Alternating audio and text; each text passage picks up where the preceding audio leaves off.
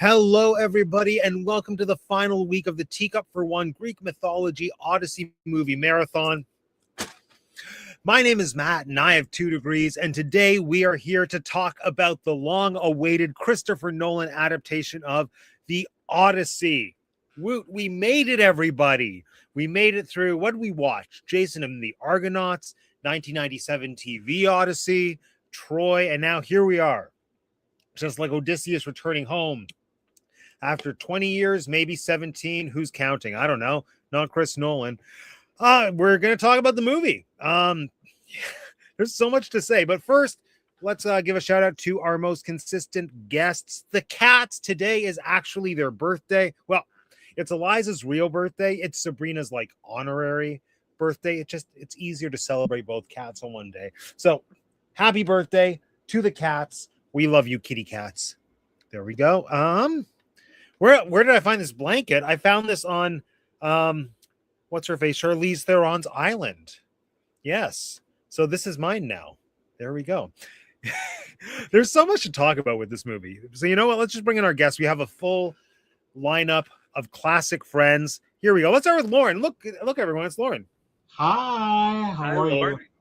Oh, I'm great. How are you? I just want to say hi to your mom and happy birthday to the cats. Happy birthday to the cats. Lauren, in honor of my costume, I want to know, what was your favorite costume in the Odyssey? Oh, God. My favorite costume. Mm-hmm. I don't know. I kind of liked Anne Hathaway's dress. Which one? She had so many. No, she had 2. She had 2. The one that she wore regularly when talking with, I can never pronounce their names. Telemachus. Oh, the red? Like yeah. Yeah, classic. Yeah. Very nice, very nice. I enjoy that. All right. And Lauren, what would be your party trick that you would use to reclaim your kingdom? What would be my party trick? Yeah. It would probably be summoning my dog. Lovely. Yes. This movie loves dogs. Well, it loves that one dog. Threw the other puppy off the cliff. So I know, exactly. There we go. All right, well, let's bring in our next friend, everybody. Look, it's Jeanette. Hello. Starring as Athena. Yes, we're talking about costumes. This would not, I'm wearing it, but I would not say is one of the better costumes in the film. No. So no. In honor of your costume, I'd like to ask you to give us your best Zendaya impersonation. Hold on, I'm going to spotlight you. Show us your disappointed face.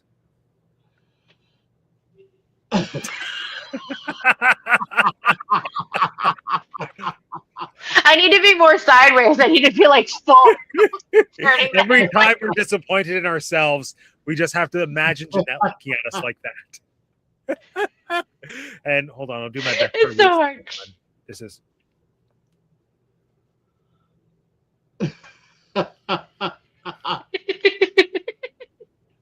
You're giving much glamour puss with it. As was she. What a I don't know, man. I will say, I'll throw this in there about the costuming too. There, and I appreciate it. There's a marked absence of most noticeable makeup in this film. Wait, go on. What? On the women. Anne Hathaway, namely, Mia Goth, like, I just did not, like, I'm sure they did lovely skincare things and did their eyebrows and things, but, like, noticeable makeup.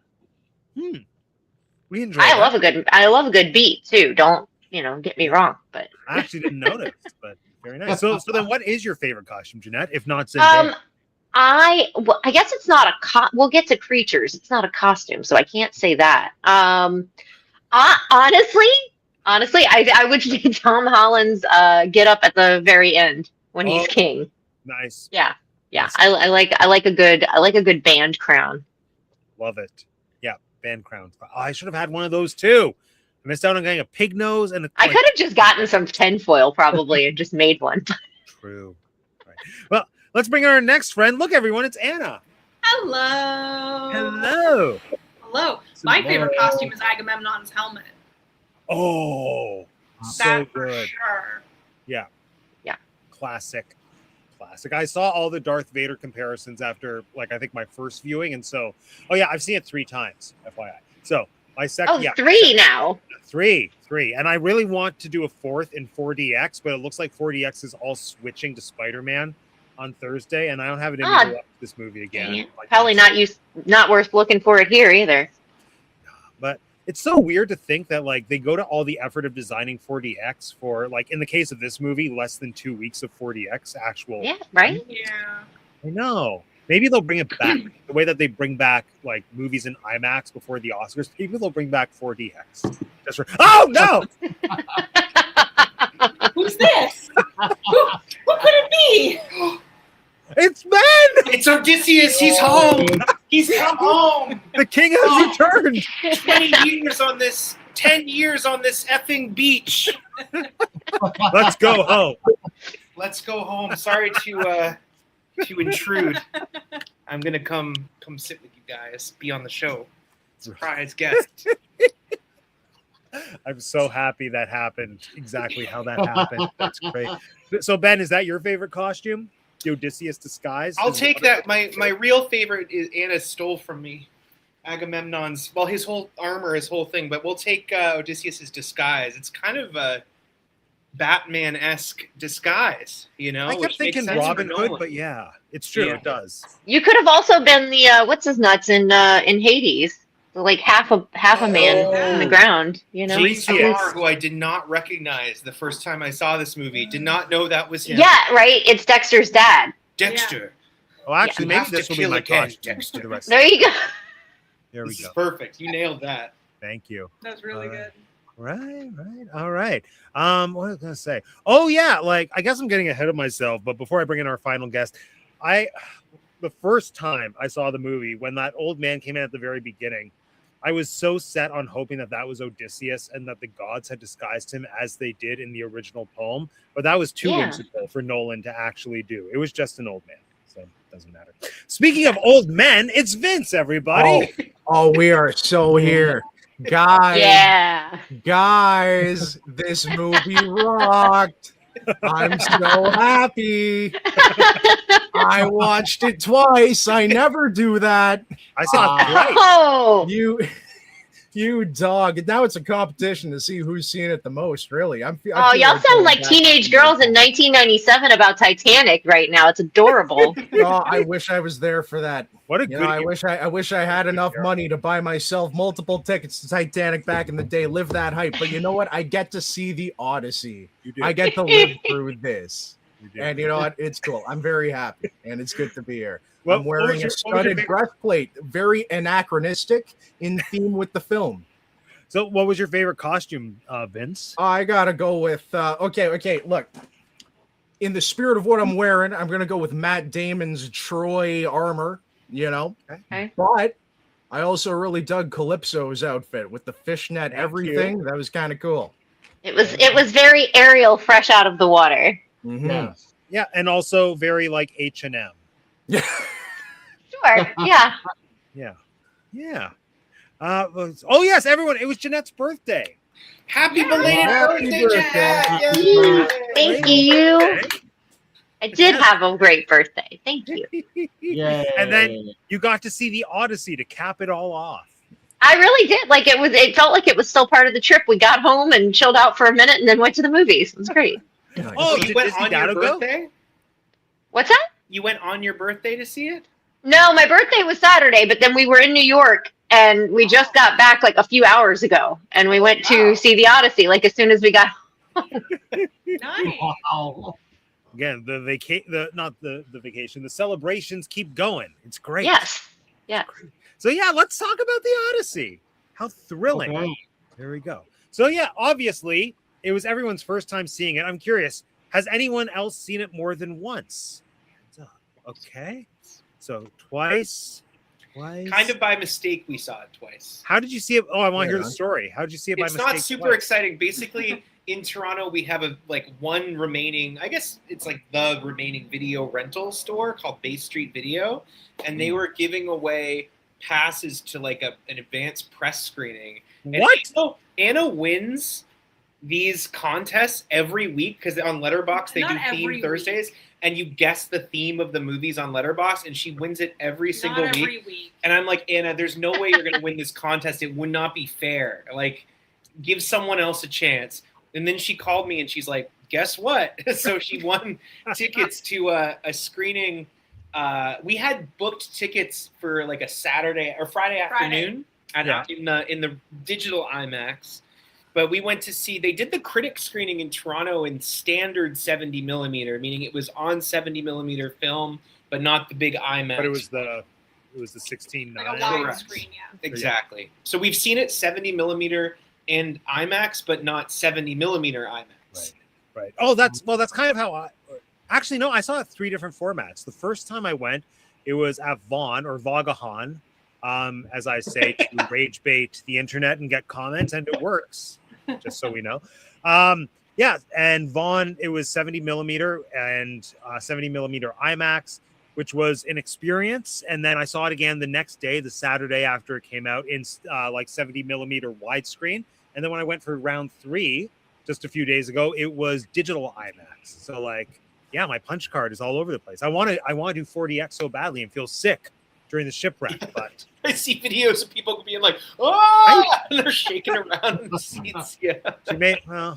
Maybe tomorrow. I don't know if I have the energy to do that tomorrow. Anyway, Vince, what formats did you see it in? Oh, I saw it regular both times, but you know what? I saw it in the best format imaginable, empty theater. Yeah. 2 mornings in a row. How? That's the way to do it. Beautiful. I went on a Wednesday at 11 in Yes. Scarborough, and then I went yesterday morning at noon, and there was like 3 other people in the theater. Beautiful. But it was totally packed when I got out, so I think I made the wise decision. Early bird gets the worm. The early harpy gets the worm in this case. There are no harpies in this movie, though. Yeah, but in Greek mythology, come on, Yeah, work with me here. Of course. And this movie doesn't really have Greek mythology by design. We'll get there. Lauren, what format did you see? We don't have fancy schmancy theaters over here, so I just saw it on regular. Fun, which I still think is crazy that California, where movies were born, in my mind, every street has like a Chinese theater. If you lived in northern or southern California, sure, but I live on the Central Coast, and they don't have anything like that around here. So, yeah, much to my dismay. Honestly, I think I preferred the like standard format. I think like IMAX is what it is. It's fine. But like it felt more cinematic. Maybe that's just me thinking that movies look a certain way when they're a certain shape. Who knows? But yeah, like the square, the IMAX, it's too much image. I had some issues with it too, Matt. Like I felt like in the IMAX format, as gargantuan as the image was and like kind of all encompassing, that you do kind of lose a feeling of scale in terms of like, and it's because he didn't use a ton of wide shots, I guess, but like you don't get a full extent of a lot of location. Like it's very like you feel this kind of like box format because that's what IMAX does, you know. But yeah, and I definitely think it's a format that, well, I think it's kind of a double-edged sword. It only, to my mind, it only has like an effective power when you see it in an IMAX theater. Like I don't want to watch that aspect ratio at home. Right. Like even though there is more visual information and people have been saying like, oh, if they don't release it in the IMAX aspect ratio, then that version of the movie becomes lost media. Part of me is like, okay, well, we don't want lost media, even though it's not actually lost. Like someone still has it. Just someone's got it. Someone's got it. But like for my viewing experience, when I watched it in standard 70 millimeter, I thought now it looks like a movie. Like this looks like a movie. Jeanette, what did you see? I saw it in standard as well. 70 millimeter non-IMAX was available to me, but would not have been doable today. So I had to do what I could do today, and that was standard. And I personally only noticed it maybe a couple of times. But Aaron said he noticed it like a lot more, not necessarily in a negative way, just like, oh, I see where I would be seeing, whatever it was in that scene. I noticed it most during the fight scene at the end. Just because I felt like I was missing where somebody was coming from. or like just there was something happening, or like I just wasn't getting the full extent. I felt very rushed and like closed in on the fighting. I felt like I wasn't getting the scope of the fighting. So it was hard for me to tell who was hitting who and whatever. And maybe that's just my fight scene illiteracy. I don't know. But I felt like that was the only scene where it was very noticeable. Other times it would be like, because I'd been exposed to things on the internet ahead of time. I don't know that I would have noticed that I couldn't see the tops of their helmet in some scenes, but I could in others. Necessarily so much if I hadn't been told that ahead of time. So I don't know. I didn't feel like I missed too much, but I'm sure some people noticed it more than others. Yeah, like I feel like you didn't miss that much. It was weird for me, or it was interesting because like I sandwiched my experience with IMAX. So like IMAX the first time, then standard, then back to IMAX. And what my mind kept going to on the third watch was like, I'm so curious if when they're cropping it, if it's just a standard, they're cropping the middle of the screen always, or if it's selective per shot. If it's like, if it's going to be like a higher crop or a lower crop. Does anyone know? Like, I could be wrong. I think that the whole movie probably had guideline frames when he was filming to keep it generally the same. So I could be wrong. Sometimes with film projection, they'll have specific instructions like run the whole print like a little bit like raised on the screen or a little bit lower. There were some filmmakers that would do that just based on how they would capture the shot. I think in terms of the cropping, and I could be wrong, but I'm pretty sure that the whole time it's basically kind of centered in terms of where the cutoff is. And it's a framing aspect instead of a top or bottom situation. Yeah, exactly. That makes sense. That's what I thought. Yeah. So did anyone, for those who saw it on actual film, did you notice any difference between the experience of watching it projected on film versus digital? Because that's kind of what I'm grappling with, because I have now seen both and I feel wrong for saying it, but I preferred digital. It just looked better.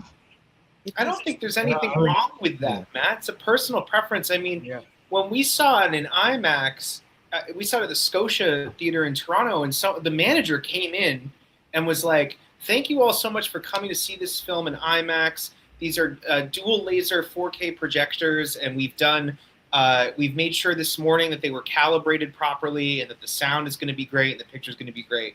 And it was such a reassuring thing because so much of what they're selling the Odyssey on is like the spectacle of the size and the format and how you're watching it. And so when we watched it in like digital IMAX, I was like really impressed. Right. And then the film print had kind of a charm of its own just because you're watching, it's just like, it's almost subliminal because it's a flicker instead of a glow in the image. And so like the way that your brain is registering the shot, like the shots is kind of different, and there's a texture to a film print. But like if you're watching a great IMAX digital presentation, you're gonna get like a real crispness, you know? So now, correct me if I'm wrong, it is a film print. It was not shot in film at any point. It was both. Okay.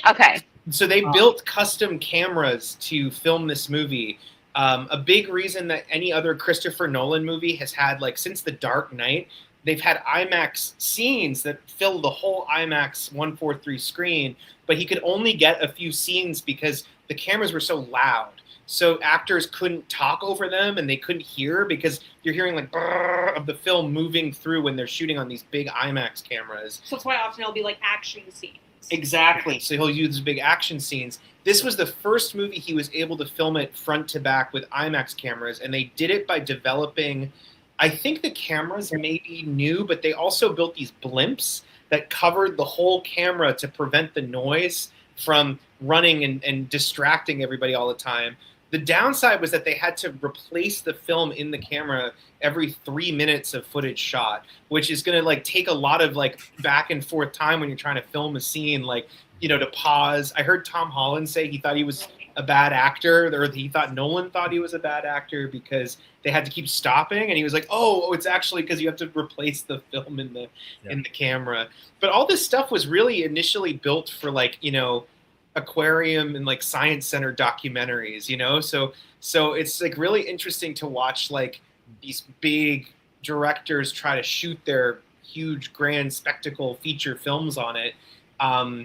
You know, because it's not quite built for that, and because of that too, with some of the film prints, I've heard of like issues with like projectors breaking down and a lot of stuff. My projector broke when I saw it. Your projector broke? What Yeah, happened? it was literally the first 5 or 6 seconds of the movie. Literally, like the poet guy was like, slam, slam, a man, do, a horse, do. Then like the movie just stopped and the lights came up. I was like, this is so immersive. What's gonna happen? It's like Nolan is now controlling the lights in the theater space. Then the manager came in. She was like, sorry, guys, there's a projector problem. It'll be back up and running in the next 5 minutes. And then it was only like 20 seconds. But yeah, and I was convinced that I missed however much movie it took. Like I thought the projector was just running all that time. Then they just started the movie at whatever point. But no, like it just picked up from where it left off. And I got a voucher for a free movie, which I haven't used yet. Good. So, Very good, man. Nice. Oh, nice.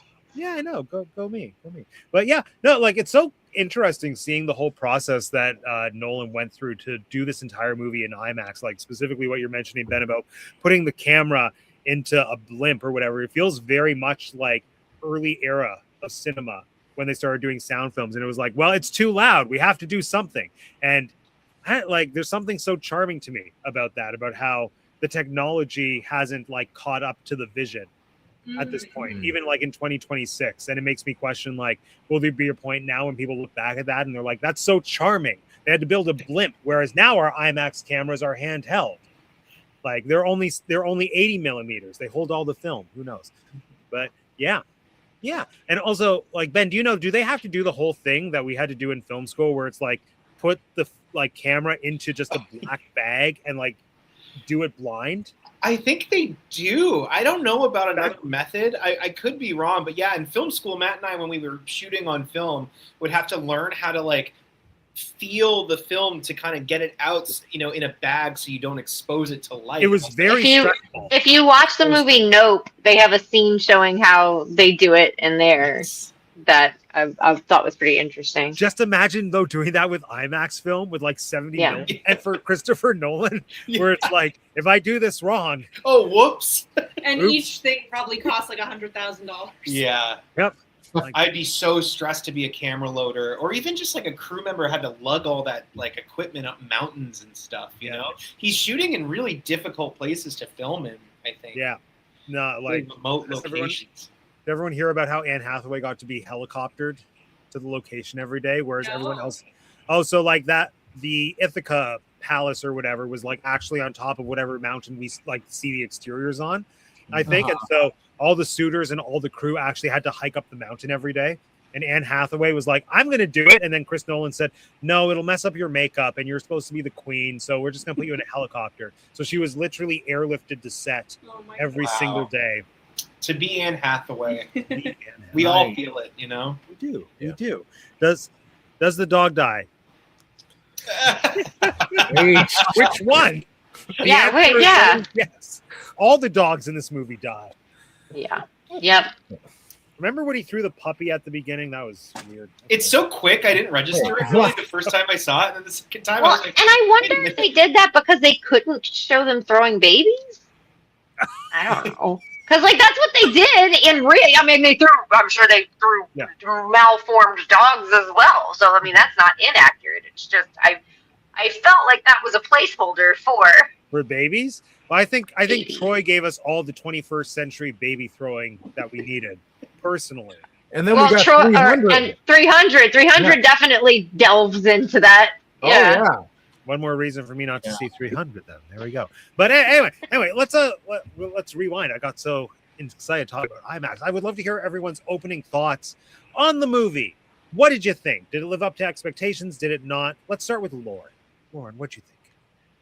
I really enjoyed it. I thought that it was a great film. I was on the edge of my seat on most of it. I told people backstage that I fell asleep during a portion of the movie. But Lauren, tell them which part. The portion with Circe and the turning of the men into pigs. I was so tired. I'm a dialysis patient, so I'm always tired, and so I just fell asleep. And but I mean, I really enjoyed it though for the most part. I thought that I enjoyed the fact that they had the actual um, mythological creatures in it, and yeah, I really enjoyed it. Lauren, I'll have you know, I also, well, I didn't fall asleep, but I had my eyes closed for the Cersei scene for the first two viewings because I got so psyched out by people who had seen the movie like Thursday night telling me how disgusting that scene was that it literally. People keep referring to it as body horror. It's Yes, yeah. it was body horror. And so, like, I was so anxious leading up to that scene that, like, literally I brought earplugs, I covered my eyes. And then by the third viewing, I was like, I think I can handle it. And I could, but I'm with you. I also did not experience it the first two viewings because I was scared. I feel less bad. Jeanette, what are your opening thoughts? I think it lives up to the hype. I think it was really good. I think that it is definitely a movie that's going to have like super fans and super haters. I think I might be maybe one of few that's like in the middle. Like, I do think it's a very good movie. I think it deserves all the praise it's getting. I think it is a showcase movie. And by that, I mean, like, I think we're showcasing actors, we're showcasing special effects, we're showcasing cinematography. Does that all add up to a great movie? Yes. For some reason, I view this movie at a little bit more in parts than I do as a whole. I don't know. I don't know why that is, but it was, the acting across the board is really phenomenal, I think, in this. And I also really, one of my favorite parts in this, there's not a ton of it, I guess. I'm really talking mostly about Polyphemus, but the character design in this I really enjoyed. And also costume design, I could throw that in there too. But for all of the hate that it's getting online, it was not a distracting factor to me. So I don't think that being time accurate in a fictional story is very relevant. So that did not bother me any. I think that particularly the score was like I thought it was really, really, really good. I enjoyed that score. It's like a score I might turn on to like listen to again because it's interesting. Yeah. And it's so simple too. It's almost like it is. Like, it's just a few notes and it's just a few like intervals, but they're so. It almost gets like a little like when Trent Reznor gets a little experimental sometimes. Like, it got a little bit like that, which is a good thing to me. Yeah, and I remember before like seeing the movie, I remember hearing in all the press or whatever that all the music was composed with instruments that existed at the time it was written. So I think I had expectations for it sounding archaic in a way that it didn't. It still felt very contemporary, but just with a sound that suited the world, but didn't feel too disconnected, which I appreciated. So, yeah, that was super cool to me to see the composer Ludwig something. He was like looking at old ancient pottery and finding these instruments that haven't been played for is it that really young guy that with the long hair? Yeah, that guy? long hair. Yeah. Okay, yeah, he does some cool stuff. I think he did not sinners. only did they bring these instruments back from the dead, but they had to learn how to play them. That's insane to me. Yeah, and one thing that I love about this movie is just I feel like it created such iconic moments through sound, like the bow plucking. Yeah, like just that one note and that one sound are so iconic just in the sphere of this movie, which has only been out at this point for like 2 weeks, but it just definitely feels like one of those history-making movie moments of like, now this is just like a sound that people will remember and will use. A sound, a man, a fleet, a horse, a flower, a cyclops. He just keeps listing. The whole movie is just happened in the movie. A witch, a pig. Vince, what'd you think? What did I think? Guys, this movie is better than RRR. I can Oh my say that. gosh. I What? can say that with a clear conscience. Wow. You know, there is no doubt in my mind. I love this, you know, and you know what? It had its faults. I have like maybe 2 problems with this movie that I'm looking forward to getting into. But like, god damn, gosh darn, you know, I know we're gonna make some real money with this review, so I'm not gonna swear, I promise. But look, this movie, I have so many notes, like it is crazy. Oh my So God. I'm looking forward to really getting into it because usually I only make notes when the movie's terrible, but this was so good. I started making notes in my empty theater. Thank goodness. Yes, No. yes.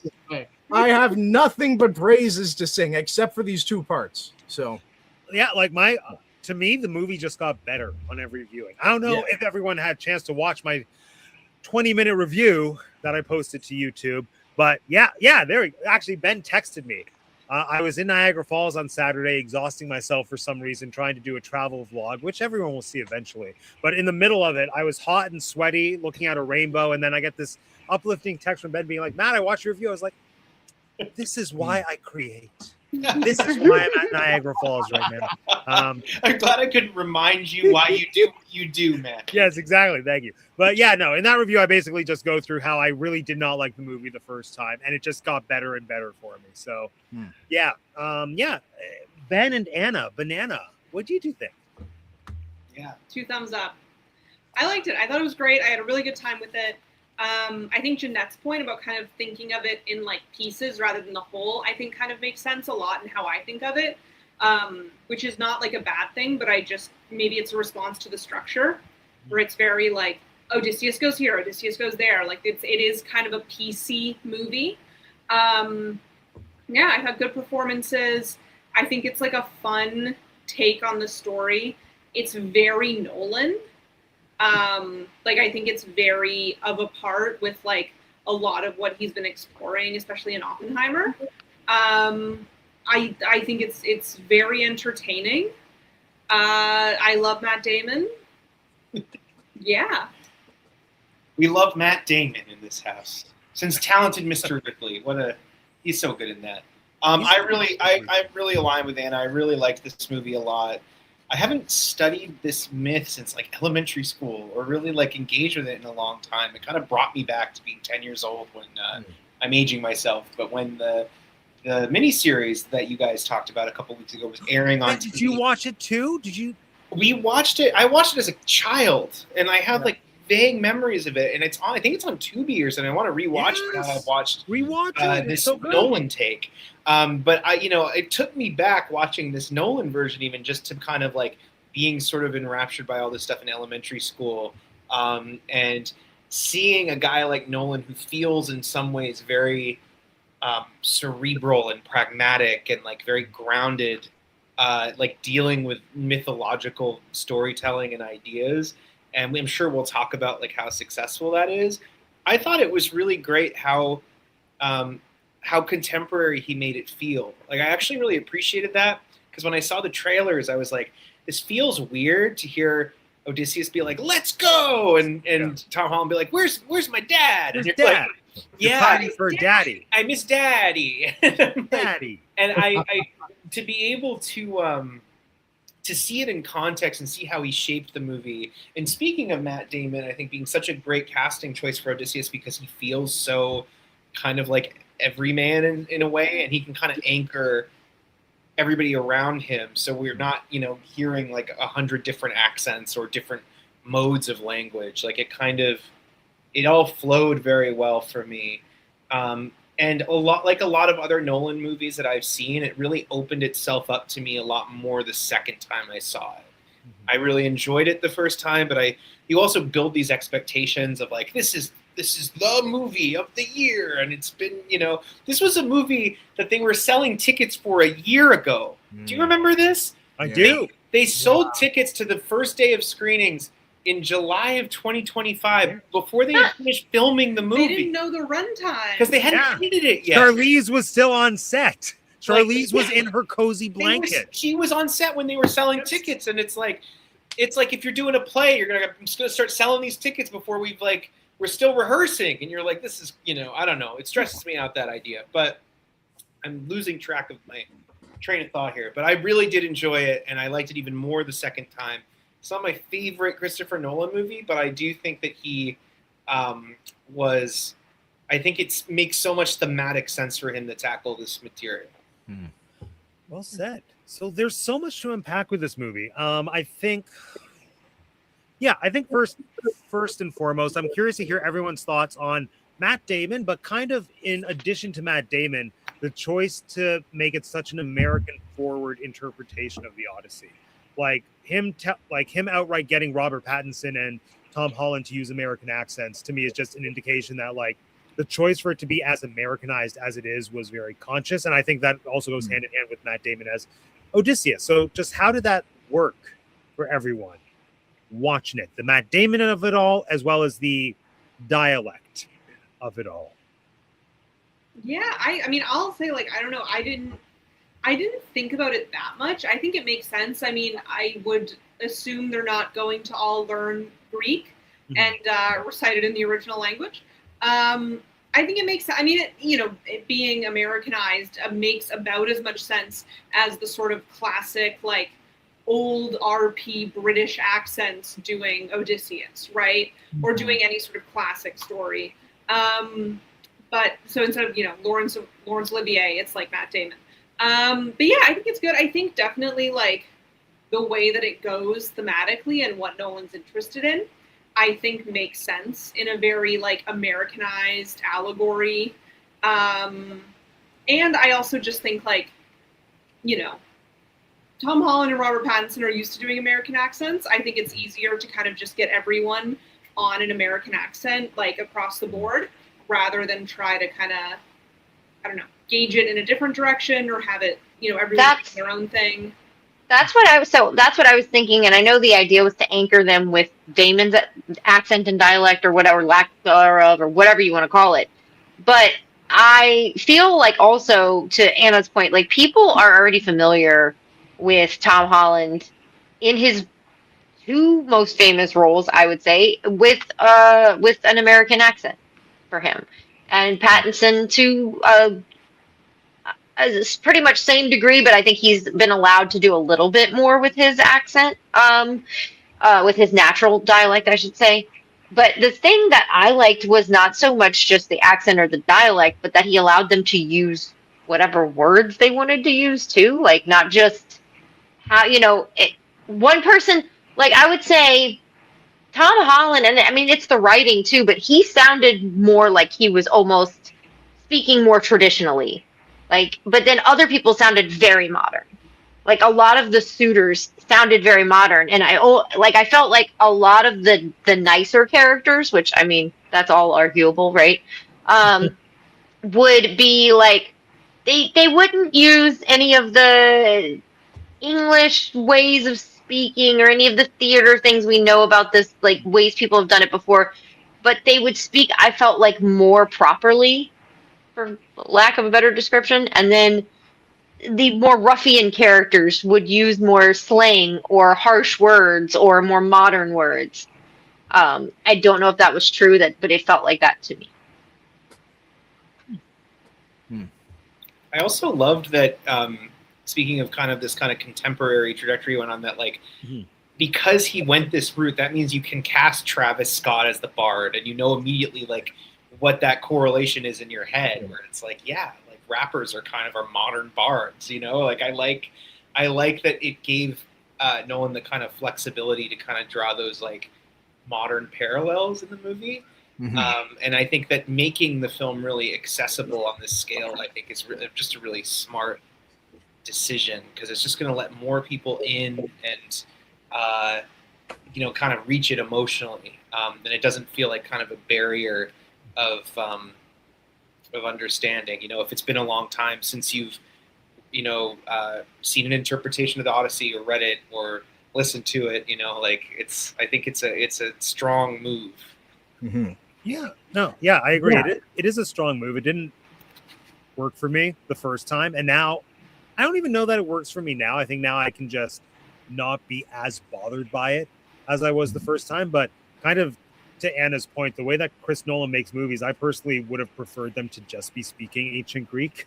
which I know is not really realistic, but for just how like grounded and real and practical he tends to do things, to my mind, if that's the direction we're going in, if that's the road we're going down, I'd rather them just be speaking Greek and have it subtitled. Yeah, but he's not Mel Gibson. He's not making anybody do that. No, you know what? If the cast of House of the Dragon can learn Valyrian, which doesn't even exist, these guys can learn a little bit of ancient Greek. But I wasn't bothered by the American accents one bit. It took me 5 minutes of thinking of the accents, and then for the next 3 hours, I was fine. Didn't bother me. And you know what? I also think it indicates the target audience of the film. This is a film about the fall of an empire that has lost its way and brought up its own destruction through militarism and whatnot. And you know, why give them Canadian or Australian or UK accents? You know, we know who the target audience is here, and I think it's landing. I think there's a lot of people who are realizing, hey, I know who this film's about, and this is a time for self-reflection. of the entire West, though, let's be real. It takes two to tango. NATO. Anyway. Well said, Vince. We're still not demonetized yet. I looked it up. That's not demonetized. It's true. No. In my review video, I more or less said the same thing you just said. Yeah. So there it is. There we go. Yeah. What do I want? Oh, so then also kind of to that point, one of the things that didn't sit well with me, and still, I'm still iffy on, is this whole notion. Oh yeah, spoilers for the cats. This whole thing that it comes to that builds to at the end, where he's like, "Oh my gosh, we broke Zeus's law. We gave them a gift, and then we attacked them, and I feel so bad." And that's supposed to be the heart of the movie. And for me, it's still like it doesn't totally hit logically. I think I like the idea of it. I like how the entire movie is this exploration of like abandoning all sense of decency and civility and like just giving the world permission to descend into chaos. Like I like the idea of that, but the film for me didn't communicate that. And even just logically, this whole reverence that the film has for Zeus's law about like anyone could be a god, so treat everyone really well. It felt a little, I don't want to say underdeveloped, but it felt way too cut and dry. Like it's like they were taking Zeus's law way too literally for my taste, especially with him feeling as guilty about the Trojan horse as he did, because just my perspective was you guys were literally at war. And granted, they're not totally innocent. They abducted Helen. Like this is literally what you're feeling guilty about war, which yes, do. But don't feel guilty about them accepting the horse as a gift because, like, this was a tactic. I don't know. Anyway, how do people feel about that? Did that bother anyone else? I have got to say, by the third time that they mentioned this whole anyone could be a god thing, I could not stop hearing a tiny, tiny little speaker in my head that's, what if God was one of us? I'm like, oh my God.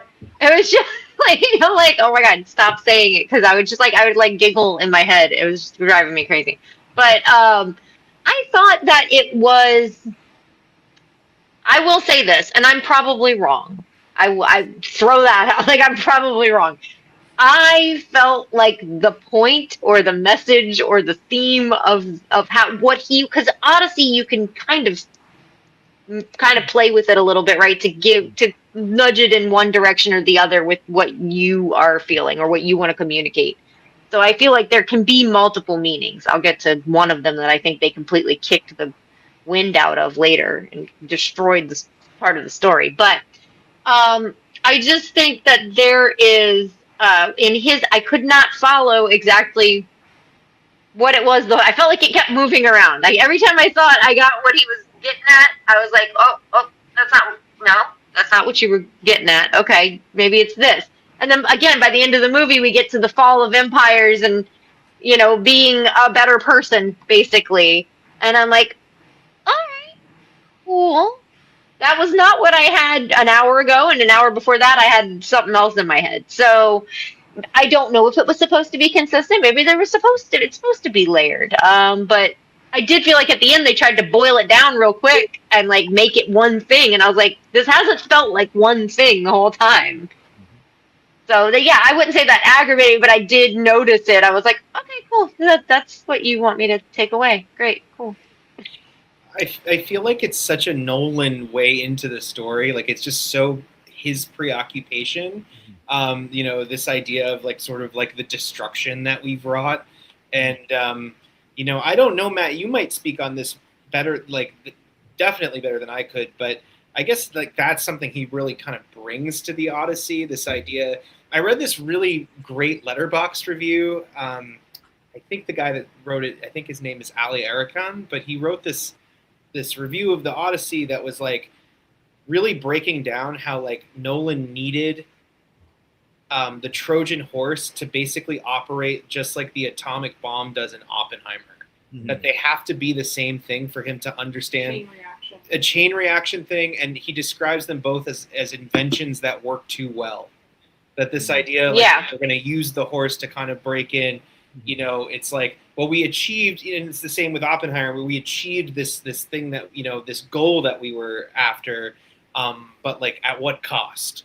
And that's really kind of like where both films end up sort of landing in a weird way. And it wasn't really what I was expecting with the Odyssey, but it also, wasn't something that I really like. I like I said, I haven't really engaged with Homer's The Odyssey in so long that I really didn't know what to expect. But yeah, that kind of like conflation was sort of surprising to me, I guess. Yeah, I think it's definitely, I think when we look at it in our sort of moment, it's a lot more convincing to make the case for Oppenheimer as like, this is someone who no doubt felt immeasurable guilt for setting off chain reactions, right? And obviously with the Odyssey being like fiction and us so removed from like understanding that world, it's I think maybe a little bit less impact of it, but I felt a lot of consistency in it. I think that how I sort of saw a lot of Odysseus's character is kind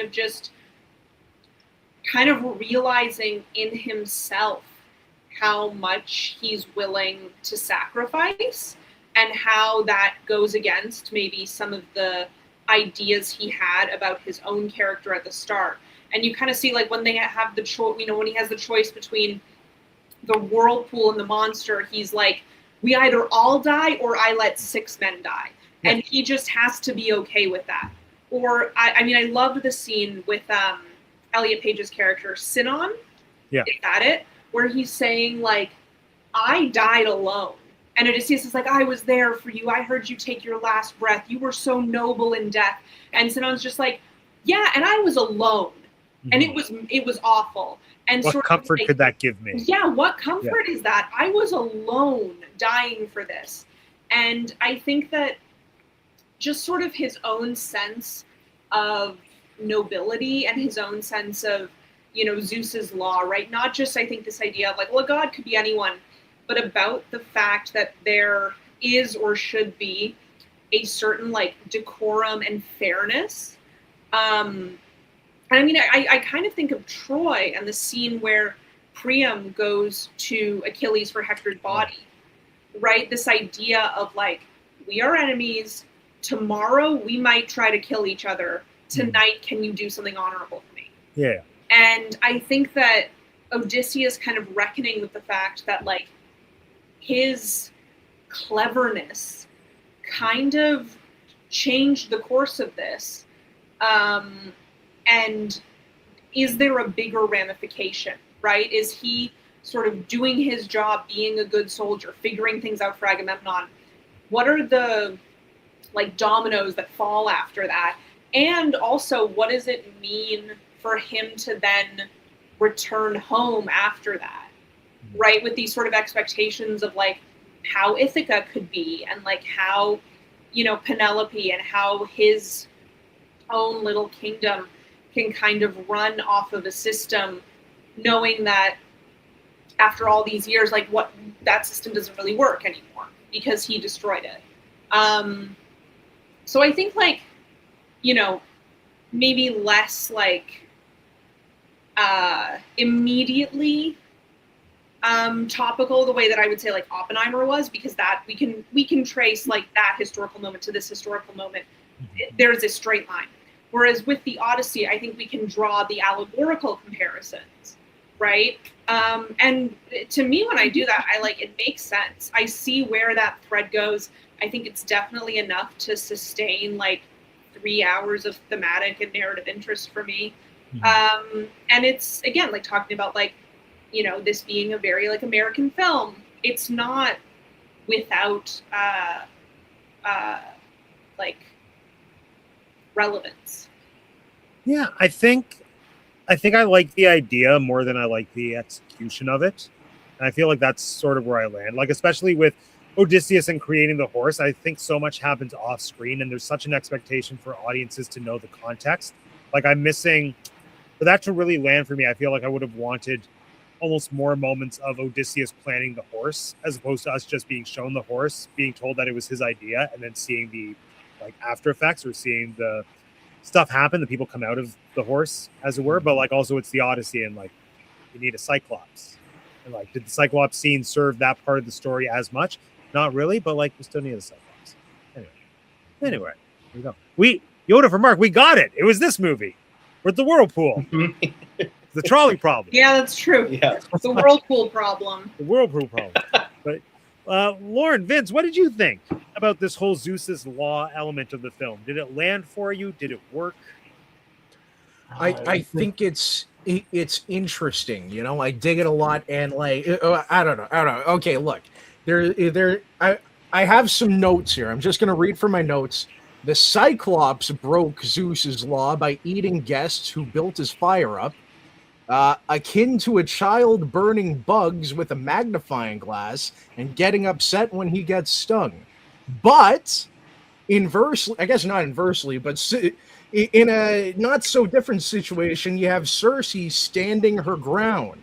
This is not her breaking Zeus's law. It's classic castle doctrine. It's her island, and she uses a non-lethal solution.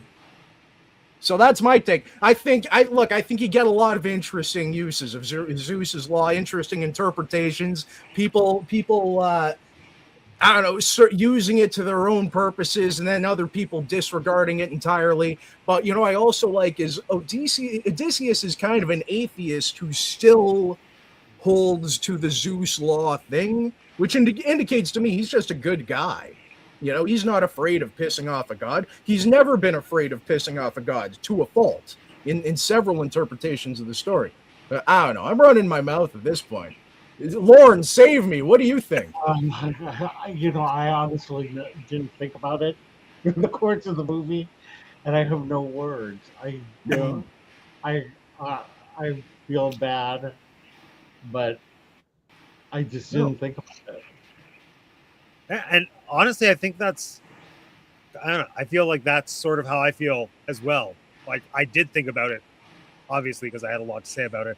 But I feel like the reason I have put so much thought into it is because when it was brought up at the end is like the main point when Matt Damon was talking to Anne Hathaway through the screen, it just hit me as like, was Zeus's law supposed to be more relevant to me as a viewer for this entire movie, for it to hold the emotional weight that it seems to be being like forced out? Like, Chris Nolan is forcing it down my throat like I'm Rob Pattinson in this little metal. There we go. There it is. So let's talk about Rob Pattinson.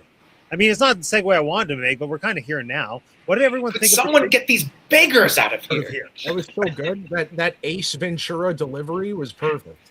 Which one? Oh, how's that Ace Ventura delivery? It felt like Jim Carrey the way he said it. You got to look at the clip again the next time you watch it. I thought it gave Christian Bale an American Psycho energy. It was like he was just standing there and he goes, "Someone get these beggars out of here!" It was like a little freaking frantic and maniacal for a second.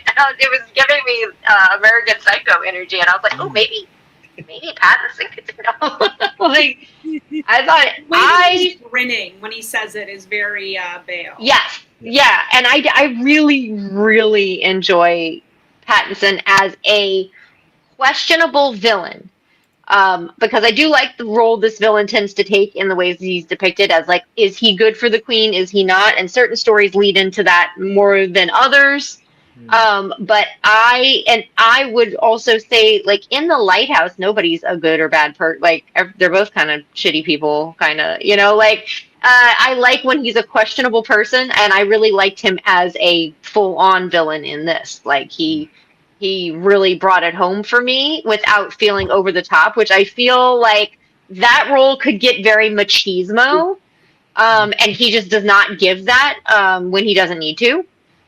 So I thought that he did a great job of letting me know what the character was, but also not just becoming like a caricature. Yeah, he's a great snake. I actually felt the opposite. I actually thought that he was a little bit over the top, a little too mustache twirling, kind of thing. So I don't know. That was my my take on it, was that I thought it was great, but at the same time, I thought it's a little over the top for me. I could see that a little bit. I thought that, I don't know if it was weak writing or like what it was. Maybe it was the way it was edited. I think it's the editing. I could see that a little bit in the fight scene when he's just standing behind a column, and like there's 4 scenes of him going, "Get the shields, get the swords, get the spears." Oh my god! And I'm like, what the freak are you doing, dude? Like, do something else. I was just like, is this supposed to be funny? Because it was pretty funny to me. I was like, this is I think it's meant so to be. repetitive. It's He meant just to be wants everyone else to enjoyable. fight the battle for him. Yeah, it was very funny, but I could see that in that moment of him being a little too much. Yeah, like I feel like I kind of fall in between, because I think the character as written is just so, very mustache twirly, but I think Pattinson is just so committed to it that he makes it work, even though on paper it's like, I don't think it's a super well written or well developed character. I think anything that is kind of in that direction is everything that Rob is bringing to it, and he's just so fully committed to it that it is so borderline corny, but it never feels inauthentic. He really sells that's plate what liquor I'm- as an insult. Mm-hmm. Yes. When he says plate liquor, you're like, ooh, wow, damn, I love Pattinson. I think He also sells the line delivery of pining for a daddy. So that was some great line delivery right there. I was like, I'm sorry, is this Pillion? Am I in Pillion now? This is not Odyssey anymore. I think he's like having this generational run right now. Like this year alone is kind of insane for Pattinson, because he had the drama, he has the Odyssey, he has Prime Time, where he's going to play Chris Hansen. I am so excited for that. I am so excited for that one. He's going to be in Dune Part 3. Ugh. He's got bleached blonde hair in it and like bleached eyebrows. Oh, he's the blonde? That's him. He's the blonde guy. That's Robert Pattinson. There you go. While we're on the Dune topic, can I just point out that whoever did the casting for Athena is lazy AF. Who looks good in this? Oh, get that chick that's been in that get up for the past freaking 5 years. It was Chris Nolan. He was like, you know what? Denis already has the IMAX footage of her in this costume in case we need extra B-roll. We forgot. Who looks good in a headscarf? Exactly. You know what? Let's talk about Zendaya as Athena. Let's talk about Athena. I need to know, what was everyone else as angry as I was when the Athena twist was revealed? Because I was livid. Oh no! What made you mad about it? What made you angry about it? It made me angry because it felt so. There were so many things. It made me angry because it felt like Chris Nolan was taking the one personification he committed to one of the gods, like the one person that he could, like, he outright said, here, I'm giving you actual proof that in this world the gods do exist outside of their actions. And then it was, no, they actually don't. It's a manifestation of his guilt. And in that moment, to me, that betrayed all the other whimsical supernatural elements of the film and the reality of the film, where I was like, okay, well, if this is what you're going with, then why the bleep was there a Cyclops? Yeah, I wanted I wasn't upset with the way they did it. I just kind of was upset that it had to happen in his world at all, because I was like, okay, if you're going to do it, great, that's a fine way to do it. I am getting a little tired of mental trauma and mental illness, or whatever the heck we want to call it, being the explanation for everything supernatural in movies. I'm ready for things to just be supernatural again. But here's Like, my question. This is my question about this. If we really commit and we do what you want, Matt, and we are like, the gods are here, here they are, we're showing you a god, Yes, the gods are real, then then faith does not matter in this world whatsoever. Faith is I don't know. Because if those gods can kill you, if you know gods are real, important. if you know gods are real, then there's no need for faith. Also, yeah, no, you go ahead. That's all I was going to say. No, I don't think. So, is your interpretation that Athena is like a figment of his imagination? Right now, it is, yes. No, I believe that it is Athena. She's just choosing to show up that way. Yes. Oh, interesting. I totally believe it is Athena, and the gods do exist because they have Polyphemus is Poseidon's son. Like, that is very physical manifestation. Like, I believe that. I just didn't. That's what I'm getting at by the mental stuff being like. I would like to have just seen Athena, I guess. But also, she gives him a blanket, and then he like has that blanket physically. Like, other people see him in that blanket.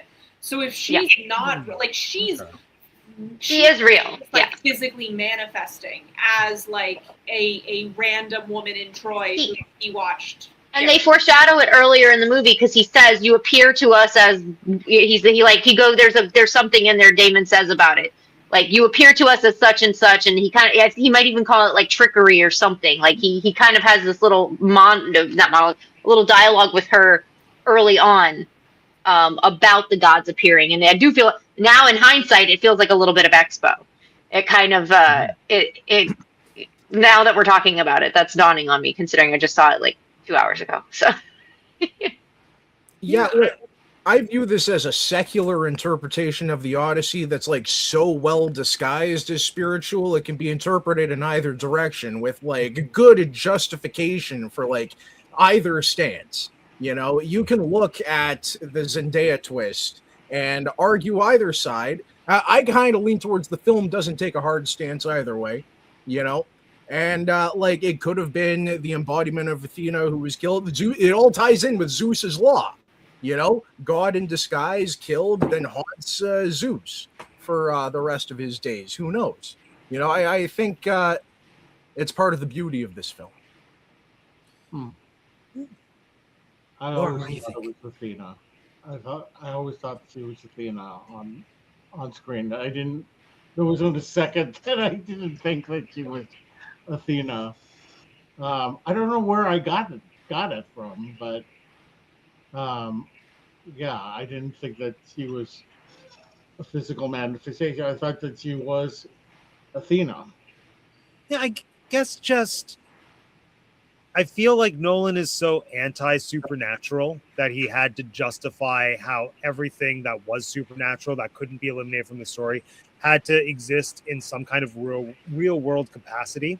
So for me, that's why that thing with Zendaya, it felt like it was necessary for him to justify as a filmmaker why this was the one god who was appearing as an actual physical entity. Because I feel like Calypso, they don't really outright say, and maybe it's pseudo-suggested when Matt Damon asks her, like, are you a god, Calypso? And she doesn't answer. But generally, my stance is that he's portraying Calypso as just a woman who is immortal who lives on an island. Well, and they're definitely not portraying her as a goddess. They're portraying her almost as much of a witch as Circe was. They're like, she uses this flower, which is true. Calypso does that, but she is a goddess. Yeah. So, I think also with Athena, it's like that's who. Like, I do agree that I think Odysseus is figured as very kind of like, at the very least, agnostic or like less ardent in his belief than a lot of other characters. But like Penelope is very faithful to Athena. So to me, it makes sense that like that would be the god that would appear for him, or that whose manifestation would mean something to him. Yeah, of course. Right? Yeah. So like of all of them, I think you know, he would not, Odysseus would not care if Poseidon shows up, but I think he cares that Athena shows up. Yeah, and I think that's actually partially why my take is so committed to Athena doesn't literally exist. It's more his own thing, because I think he has moments throughout the film where it does seem to be like he is an atheist, where he's just like, your gods are your gods. And like, Athena talks to me, but that's kind of my own thing. Like, I don't feel like he's a character who believes in the gods, and Athena's just kind of a separate thing, which is like why my whole reading of her role in the story is being very much like she's in his imagination as opposed to literally being there. And then it could also just be partially the shock, let's say, of changes made from the poem, because kind of, as I said last week, I've only read like the first fifth of the book, but like Athena is very present as a character, especially with Telemachus in the first chunk of the poem, like as literally, I think, mentor. I think she is mentor. Like, so all the references that Tom Holland makes, like, oh, mentor, you have Athena's eyes. I feel like the whole movie I was waiting for the reveal for like that guy to just turn into Zendaya. Then it didn't happen. That would have been awesome. Right? Yeah. I know. And then when Mentor just died and he wasn't Athena, and then Athena showed up, and then she was like a Trojan priestess who got decapitated, I thought, Chris Nolan, I see what you're doing, and I'm not a fan. Yeah, I'm kind of more on board now, but I mentioned this actually in my video. It was a Reddit, I don't even know if I can call it a theory, but a Reddit interpretation of the film that said all the fantasy elements happen when Odysseus is recounting to Calypso under the influence of the flower. So it's almost like my current reading, at least, of the film is that no supernatural things exist in this universe. It's either him being an unreliable narrator who's drugged because flowers, and that's why he's like, oh yeah, there was a cyclops and this lady turned my men into pigs, and then there were sirens. And then once he kind of gets sober off the flowers, that's when it becomes more clear to us as audience members that Zendaya is not literally Athena, but she is actually just his guilt manifesting. So that's kind of like my current reading of the film, as it were. But that's largely why I didn't like it on the first viewing, was because I couldn't make sense of the logic of like, why does this feel so like staunchly realistic, but then also there's these like weird fantasy elements that just show up. So I also want to say that the rest of the film doesn't feel like it's entirely void of gods. Like, I would argue that the beggar in the very first scene could be argued to be the personification of Zeus. You know, you have the little thing where the thunder cracks in the distance, and he says to Tom Holland, "You're lucky." That can be interpreted as, "You're lucky that happened," or "You're lucky I'm actually Zeus, and I kind of like your spunk." You know? Every time Agamemnon's shown on screen, that's almost a direct depiction of Ares from the pottery, you know, of old. You know, I think that's very intentional. You know, like the gods possess, you know, the war criminals or something. Like, that's just a thought I'm spitting out there. But like, you know, I don't think the film's entirely void of gods, aside from like if you ignore the Zendaya twist. Hey, you like my van brace? I haven't been showing enough van brace. That's awesome. It's beautiful. Yeah, I love it. Did you wear that to the theater? No. I dug this up the other day. I wore sweatpants to the theater, unfortunately. As Nolan intended. Yeah. I want everyone in the theater to be wearing sweatpants. So kind of talked about it, but I'd also now like to hear everyone's thoughts on Calypso and Charlize Theron, because she is very different from the source material. And she's less possessive, which I think is interesting. And then she kind of becomes an ally. And then it's also not totally clear as to whether she's a god or just a lady who owns an island. Like, to me, she was very Kathy Bates and Misery coded of like, I have you and now you're mine. And maybe I'll let you go, but probably not. But yeah, what did everyone think of Calypso? First off, did you think she was a goddess? And secondly, what did you think of the costumes? I'll go. Go ahead, Lauren. No, I didn't understand the second part of Matt's question. Oh, how'd you like her costumes? Because that seems to be a big point of conversation online. Okay, go ahead. You're not. With Calypso. So I'll start by saying I appreciate you getting us to watch the miniseries because that's my favorite Calypso so far. Well, I take that back. Pirates of the Caribbean is still my favorite Calypso, but that's not in relation to the Odyssey. So, in relation to the Odyssey, I would say that Vanessa Williams is still my favorite, and was probably my favorite part of that miniseries. I thought that this was a way too mellow Calypso. Like, I was not getting stormy seas. I was not getting crazy possessive woman. I was not getting any of the things that I wanted from Calypso. I guess I just went into it assuming she was a goddess, and whenever he did the "Are you a god" thing, like, but I did also notice, I'm like, so I know again in the thing she uses the flowers, but I'm just like, I felt like that was it. That was all she had, was the flowers. So I don't know, like, I just went through it believing she was a goddess, but I don't think they did much to support that other than her being in like some environment where it looked like he couldn't leave unless he knew the way, like it doesn't exist if you don't know how to get there, sort of thing. Yeah, I don't know. She was okay. Like, the role they gave her, the acting was great for what they handed her. I thought that she did a great job with what they gave her. I just wish there was more. Yeah. And I don't. Yeah. Yeah. No, Yeah, she's kind of more of like a device than a character.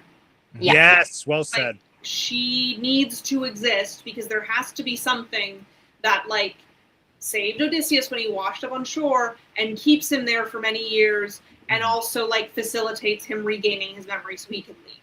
And, like, that had to happen, and she's kind of the thing that facilitates that. But there's not really a lot of, there's no sort of, like, development for her. Like, there's not really a lot of, like, complexity in that. No. And I think, yeah, I don't know. I think it would have been interesting to see a version of that is maybe delving more into that, because he's there for 7 of the 8 years that he's gone, I think. So it's kind of like, well, there's a lot that's happening there. But I also understand that for a propulsive narrative, you kind of need to understand more of, like, Cyclops and Circe and all of these things that are happening. And then that can kind of be again, we can kind of very easily understand it, right? He's lost his memories from eating the lotus flowers. He needs to regain them if he's ever going to leave. Yeah, and also the writing, again, she did well with what she was given, because I noticed the acting was good, but it was very repetitive. She's like, Words. What's that? It was the words that she had. Oh, yeah, she just kept saying, do you remember? Do you remember now? What do you remember? Yeah. Do you remember that? Like, Yeah. It was just very repetitive writing for her character, but she pulled it off with aplomb, so. Yeah, I mean, I love Charlize. I think, like, just the fact that it's her and she's wearing, like, what looks like an Anthropology cardigan, it does sort of have the vibe of, like, a perfume ad. Which is... oh, yeah, were you here? You weren't here when I said this last week. I was like, she's totally giving J'adore. Like, she just looks like she's in a J'adore ad. Yeah. And I mean, it's also kind of like, I think casting her is a very easy shorthand of, like, oh no, I'm stuck on an island with Charlize Theron. Yeah. Oh no. Literally some people's desert island. Yeah. I live here with Charlize Theron. Oh no. She's catching fish for me. Yeah. Oh, Charlize takes care of me. Oh no. But like I think it serves the purpose that it needs to in the story, and it stops there. It never really goes beyond like just that sort of facilitating the immediate purpose. Like, I'll buy Lorne. I think the Circe scene, for comparison, to me, that's not just like, oh, okay, well, we need a purpose where there has to be another stop along this journey. It's like, that scene, to me, and that whole sequence has, like, a larger meaning and, like, something that's really memorable. And, I don't know, maybe it's just the quality of the story that there's all of these little vignettes, and the time that it would take to delve into all of them would make this like a 4.5-hour movie. Yeah, I think the Circe scene, though, is a good example of, like, a departure that worked. Yes. In favor. Yeah. I'll let Vince talk on this scene first, and then I'll give my very strong counter opinion to that. Oh, what? On the On the on what Cersei scene, yeah. The Cersei scene? Oh, hang on. I have No, but you never told us what you thought about Calypso. That's what yeah. I didn't love her, didn't hate her. I thought she worked as like someone we kept cutting back to like give like as you guys said, framing to the. Do you the remember? project. Do you remember now? Exactly, and I feel like if we got all of Calypso in one go, I would not have been on board. It would have been like too much, too little, too little, too much of too little. But I don't know. That's where I fall on Calypso. I like the outfits, and she did a fine job. She's not one of the two problems I have with this film. Can I talk about the Cersei thing though? Yeah. Start off Cersei. I want to talk about this because if you take a human brain and cram it into the skull of a pig and then bring it back into a human brain shape, there will be lasting psychological problems more than just, oh, that was weird. We're talking like serious problems, like possibly World War I level shell shock kind of stuff, which we did not see, but that's fine. I was okay with that. That was not a problem I had with the film. That was just a thought I had like 6 hours afterwards. I was thinking about that, Vince, though. I was like, yeah, the psychological like effects of being turned into a pig and then back into a human. And they're just kind of like, oh, you don't just come back from that in an afternoon. I don't think the guys knew. I got the vibe that they don't remember. Yeah, this is my question. It's do we know, is it in the text that they remember being pigs, or do they just like come back into consciousness? Yeah, no, they do, because they recount it to other people. Okay. Oh yeah. In this version, I don't think the guys really oh no, but he's like, she's a witch. So I guess they didn't know. Yeah, no, they remember and they know they were pigs when they were pigs. Okay. They should have left one of the soldiers as a pig still and come to him in armor and he's like, ork, ork. I will say, I don't remember if it's in the poem originally, but I know in the iteration we saw, the miniseries, one of their own is the one, and they're like, that's the one that they see change from a whatever whenever the spell is broken. But in this one, it was one that got killed as a deer. So I don't know which version of that is the true one, but I would have preferred, like, I like how they did the Polites thing in the miniseries with how he was a pig and they were like, don't kill the pig. You can't, do that. And I liked that telling of it, like that little beginning part about how they watch someone turn between the two. That's not my big issue with this scene. My big issue with this scene is we go from, to me, this part of the story typically says, like, hey, you're being awful, hateful people, and again, correct me if I'm wrong, but in the poem, his men do assault her. I don't remember the specifics of it, but they definitely aren't nice like they are in the movie. And then I feel like the point of this is taken from, hey, don't do horrible things to women, because it shows, the whole, like, they are pigs thing to begin with.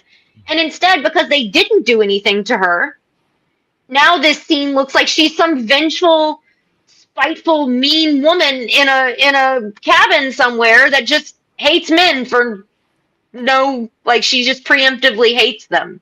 I think the implication, not to disagree, but to be devil's advocate, and I think this is where Chris Nolan is also not totally clear. I think the intention is that she's like clairvoyant enough to know what they have done in other countries and to be like, I know that I would just be the next, like, she can literally see what they did to women in Troy. She can, like, has the foresight to see. I wish that would have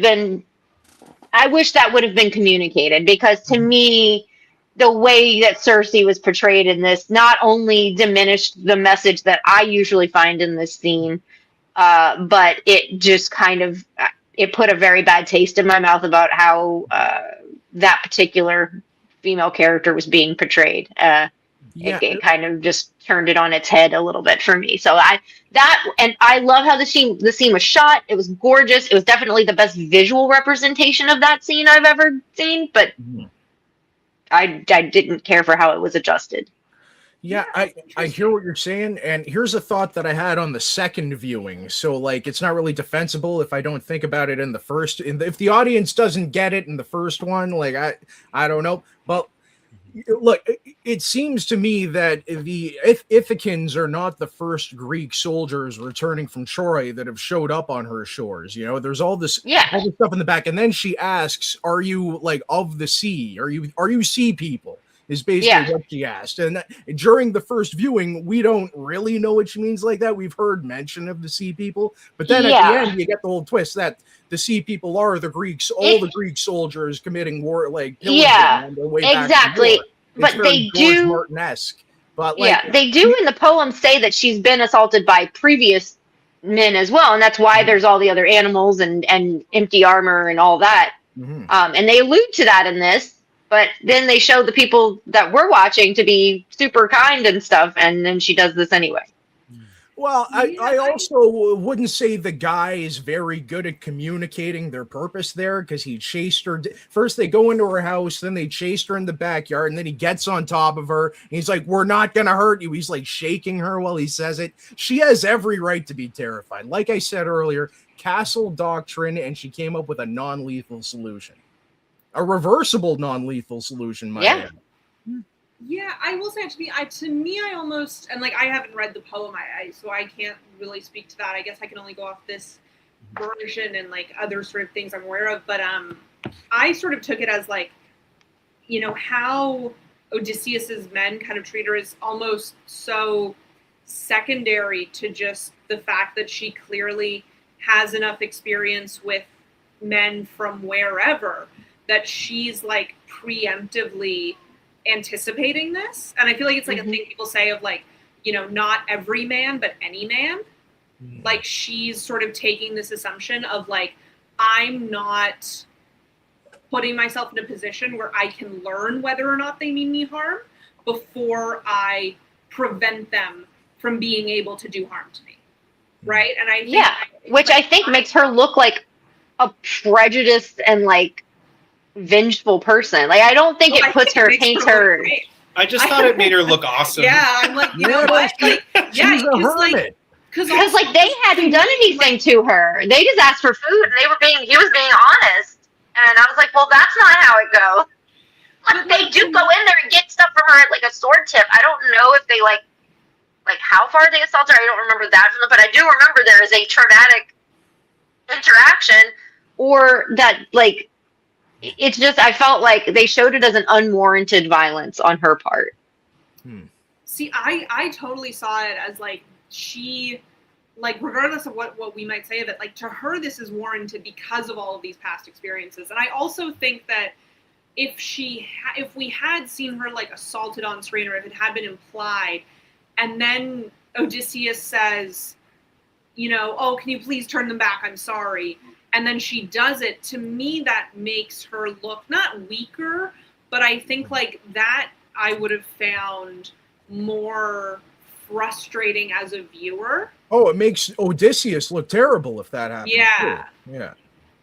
Again, I'm thinking of the way they did. Again, I hate to keep going back to that mini series, but I do think that they took advantage of like, I don't know, They did not make it some sort of violent, traumatic thing. They go up there. He finds out that his men are animals, and she's like, they make it like what Matt said. They make it more better implied that like maybe they were looking at her in a certain way, or like that they looked like they were going to do something. Like they let us know that she could tell that was their intentions. And in this one, I don't feel like that was communicated to me in that scene. That because quite the opposite. They showed us that they were like being nice and that they genuinely just needed food.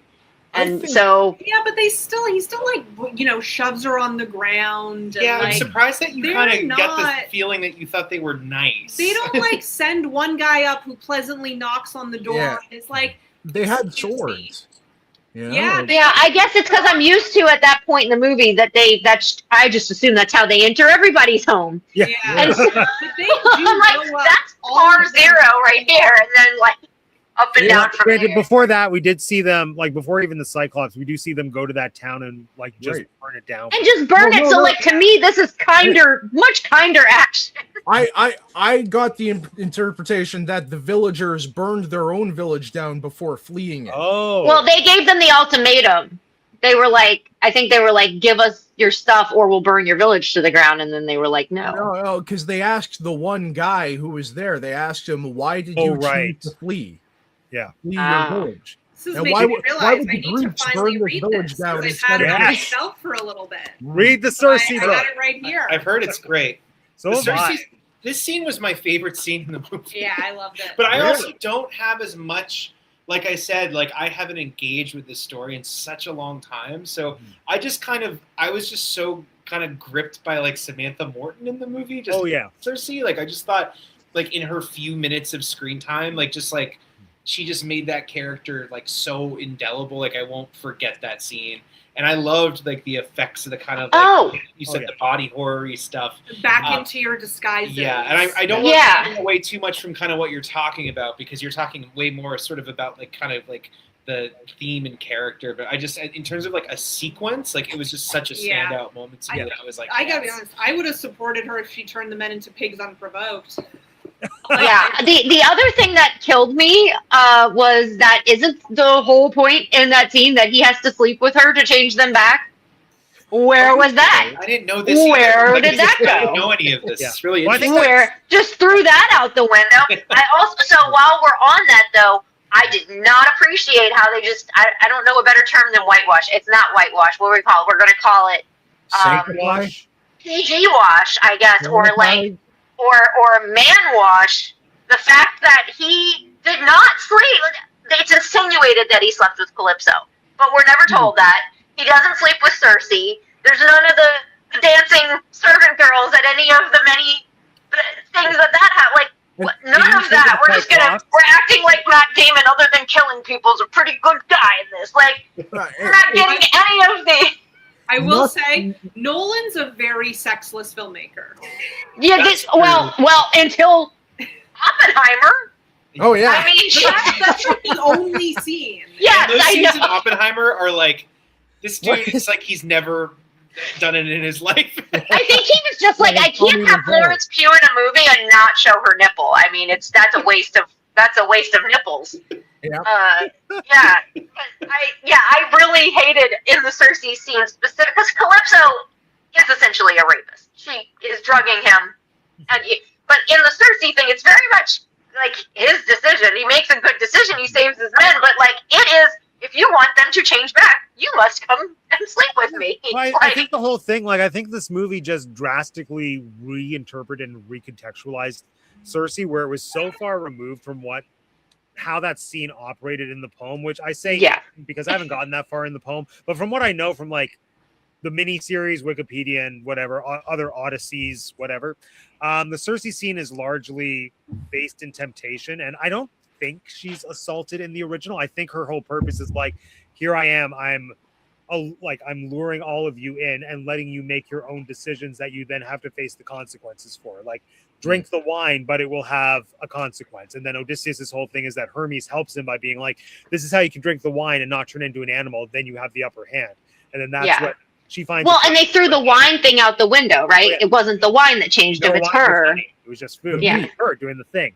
But like the thing that they cut that I found so interesting, which I think fits the Nolan version, but was, I think, kind of the point of Cersei in the original, is that after they turn into pigs, they could leave, but they all choose to stay. Like they consent to stay for a whole year, like just because it's a good party, because she has good food. Yeah. Because and so like that whole element of showing us what these men are doing when there's no external forces stopping them from getting home, but they're just making choices and then having to deal with the consequences. Like that was lost in favor of the interpretation that he went with. So like I think there's pros and cons. But Something to say about the men here.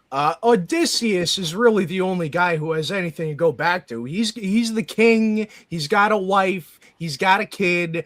Everyone else, wives too. Don't they say that? let the guys have some fun, you know? Odysseus is a jerk if he's cheating on Penelope, absolutely. But be good to the men, you know. These guys have been through some crazy stuff. Well, in the original telling, they get all kinds of like Cersei's servant girls while they're there. Yeah. That's why they stay for a year. I liked when Odysseus was rowing for a second. I thought that was kind of cool. Oh, how he just like goes over and there's like a dead guy and he's like, "Get out of my way!" Well, no, he broke his leg. I think he got his leg caught on an oar. There was some really good people getting hit by oars in this. It was kind of funny. He kind of just like nudged his body out of the way. It was like, I'm doing it now. So there it is. What else is there to talk about in this movie? There's so many things. Anything that we haven't said? Can we talk about? Oh, go ahead. Sorry, Ben. This is a quick question. We haven't really talked much about the Cyclops yet, but yes, that's what I was going to say. This is perfect. This was a question posed on Twitter, and I'd like to ask you all because I'm genuinely curious. Would you, or I have an answer. Would you or would you not eat the Cyclops' cheese? And I'd like to hear from everybody.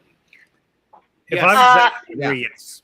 Yeah. I mean, presumably it's made from the milk of those sheep. Mm-hmm.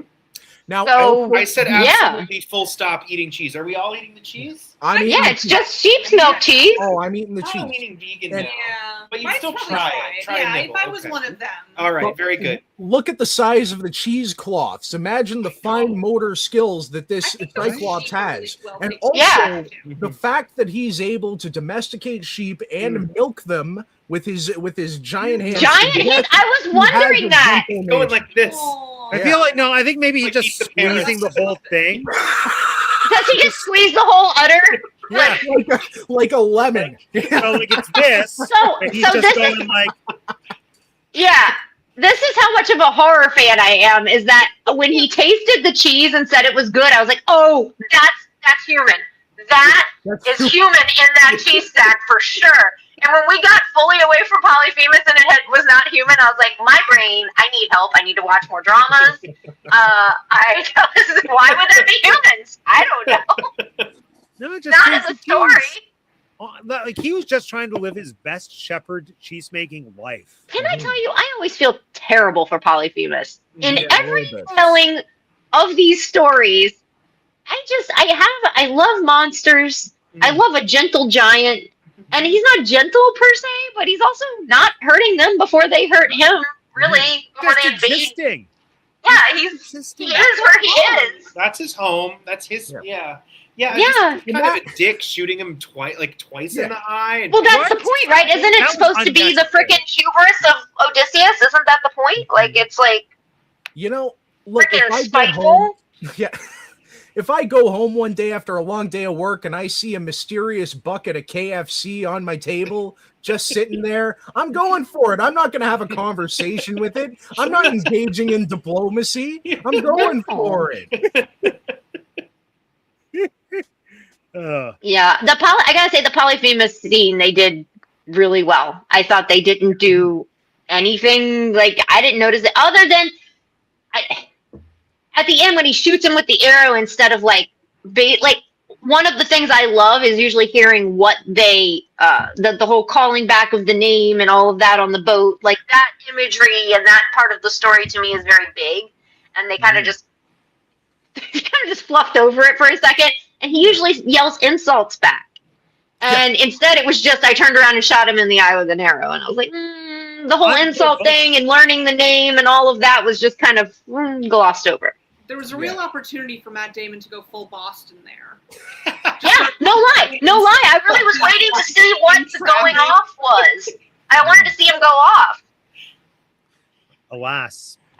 And fun fact, that was shot in the cave where the Cyclops actually lived in Homeric times. I mean, Cyclops probably wasn't real, but like that is the cave that Homer wrote about. That's where they filmed it? That's so cool. Yeah. It's called Nestor's Cave. It's an actual historic site. And wow. Yeah.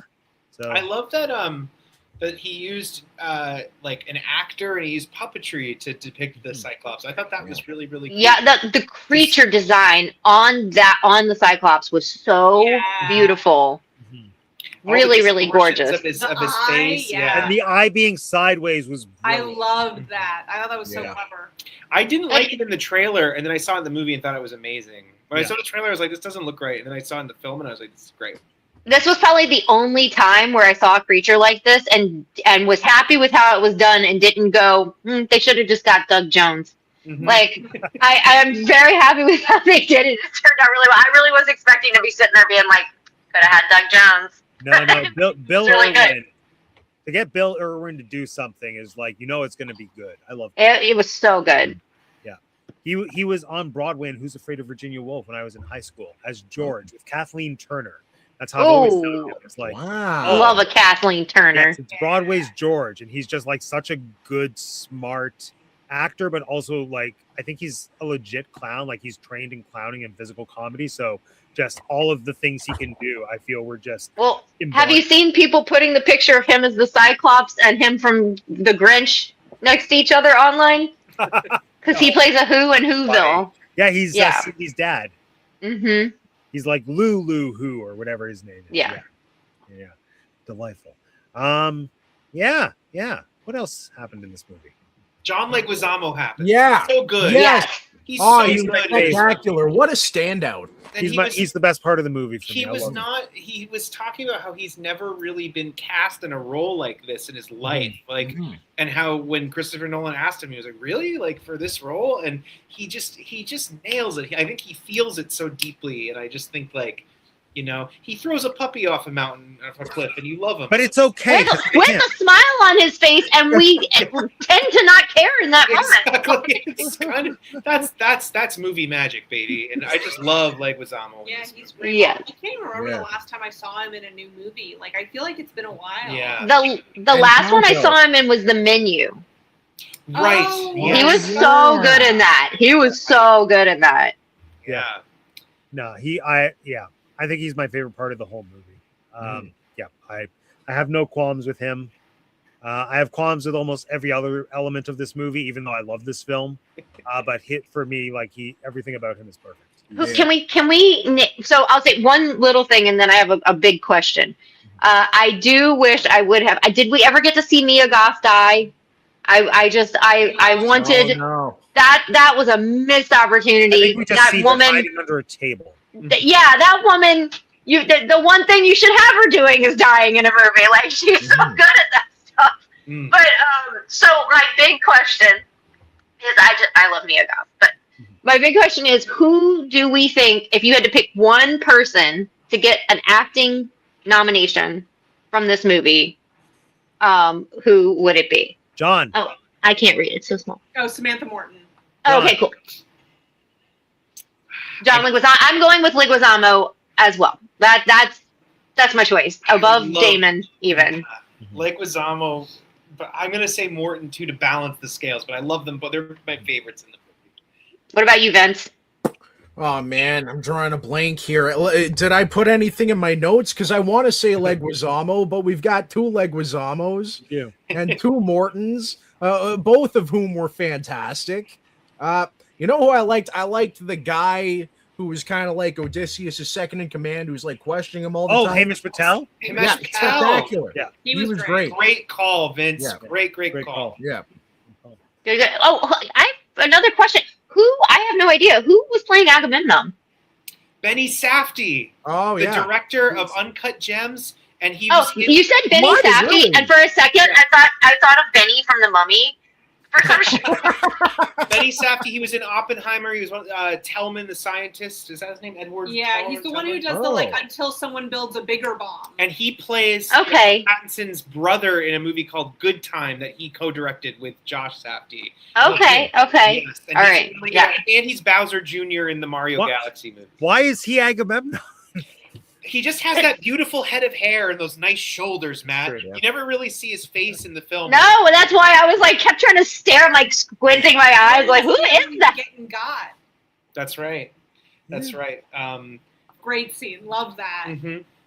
Maybe don't sacrifice your kid, buddy. Yeah. Can I also? Lupita. I want to talk about Lupita. Oh, Yeah, I was just about to say. I'm like, we cannot leave this without talking about her and how she. Yeah. And I don't know if this was intentional. It was she. Every time she would like kind of like talk one-on-one with Tom Holland, she's like, "These crazy white people, get me out of here!" like I literally, I was giving that vibe. Like, but it was she was so. Every time she talked, she'd be like, "Yeah, no, why don't you tell them what kind of crazy shit's been going on here? Why don't you just go ahead and let them know?" I really loved how she played it. She was like, "No, all of you are insane. I didn't ask for any of that." I have another nomination for Best Supporting Actor. It's actually in my notes here. I just remembered it. Matt Damon's bicep in the shipwreck scene. Yeah, it looks very good. He had it propped up against like this thing. It was like, oh man, I don't do it justice. It was great. You were able to see anything in that scene? Yeah. Except the bicep. They had like a spotlight on it. It was great. That whole scene, I was like, I've never had a seizure, but I feel like this is what the moment I'm going to discover that I'm prone to them. Yeah. Yeah. All 3 times I like had to close, like it hurt to watch. Mm-hmm. My goodness. But yeah, Lupita. My good. Especially as Clytemnestra, like what an unexpected treat. Yeah. Just a few seconds of screen time, but yes, kill that man. Yeah, no, her anger. She does anger well. They're twins in the poem as well. No, that's a Nolan invention. Okay, that's really. I was wondering. That did not feel familiar to me, but I wasn't going to question it because I was like, that could be a thing that I just. Technically, the poem is. They exist in like just Greek culture, and like they just also sort of are in the poem as figures that already existed. But in the mythology, they're half sisters because they're both fathered by Zeus, because Zeus fathered everybody. Like he would just swim around pretending to be a swan. Then it'd be like, surprise, you're pregnant by a swan. So, yeah. And then Helen, since she was born by swan sperm, was like born out of an egg. So Helen hatched out of an egg. Wow. Yes. Yeah, you know what I just learned the other day that I didn't know? That Athena was born out of Zeus's head. Like she grew out of his head. That's so sick. I did not know that. They should have shown that in the movie. Like I would love a movie about that. Jeez, where's that story? Yes, and like Pegasus was born out of Medusa's severed head, out of the blood. It was. Oh yeah, we talked about this. We talked about this, and I said that I knew Terrifier had Greek mythology roots because there's in Terrifier 3. There's something that grows out of someone's head. I was like, oh, it's so literary. Part of a rich tradition. Yeah. Actually, you know what else was a Nolan invention, which I suspected, but then I found an interview with Lupita and she confirmed it, is Helen's face being all scarred. That too. That did not feel familiar to me. How did we like that? That was a thing Chris invented. How did we feel? She's supposed to be the most beautiful woman on the world, and she still is with the scars. No, but now only 500 chips bad. Well, but I do think that actually, now that I'm thinking about it, it kind of makes sense in this idea of like the Trojan War having been symbolic. Like it wasn't even about her, right? Yeah. It wasn't even about like, oh, the face that launched 1,000 ships, because then she goes back and this happens to her face and she's not treated like a person. And like the sort of idea that this was about Agamemnon and wanting to secure like trade routes or whatever he has, but like it's purely his own like selfish thing, and he just gets the right excuse. Yeah, in the poem, does she not get punished though for her sister's actions in some way? I don't think so. I don't know. No? Okay. But also I haven't gotten that. That was what I chalked it up to. I was like, I don't remember her being scarred, but I for some reason thought, I was like, well, maybe I thought that was a thing, but maybe not. No, like I saw a fan theory that said someone suspected that Menelaus just did that to her once they got home, like intentionally. As like that's what I assumed. Mm-hmm. But yeah, I don't even know what I assumed. My mind never went to that, to like it being a Menelaus thing. I just assumed that it was maybe something the Greeks did during the Trojan War, as like just your face. Well, it would make so let us do this. It would make sense if her face if they go to that as like their explanation. Yeah. That if you go ahead and scar her after you have her, nobody's gonna come try to steal her again. True. Menelaus.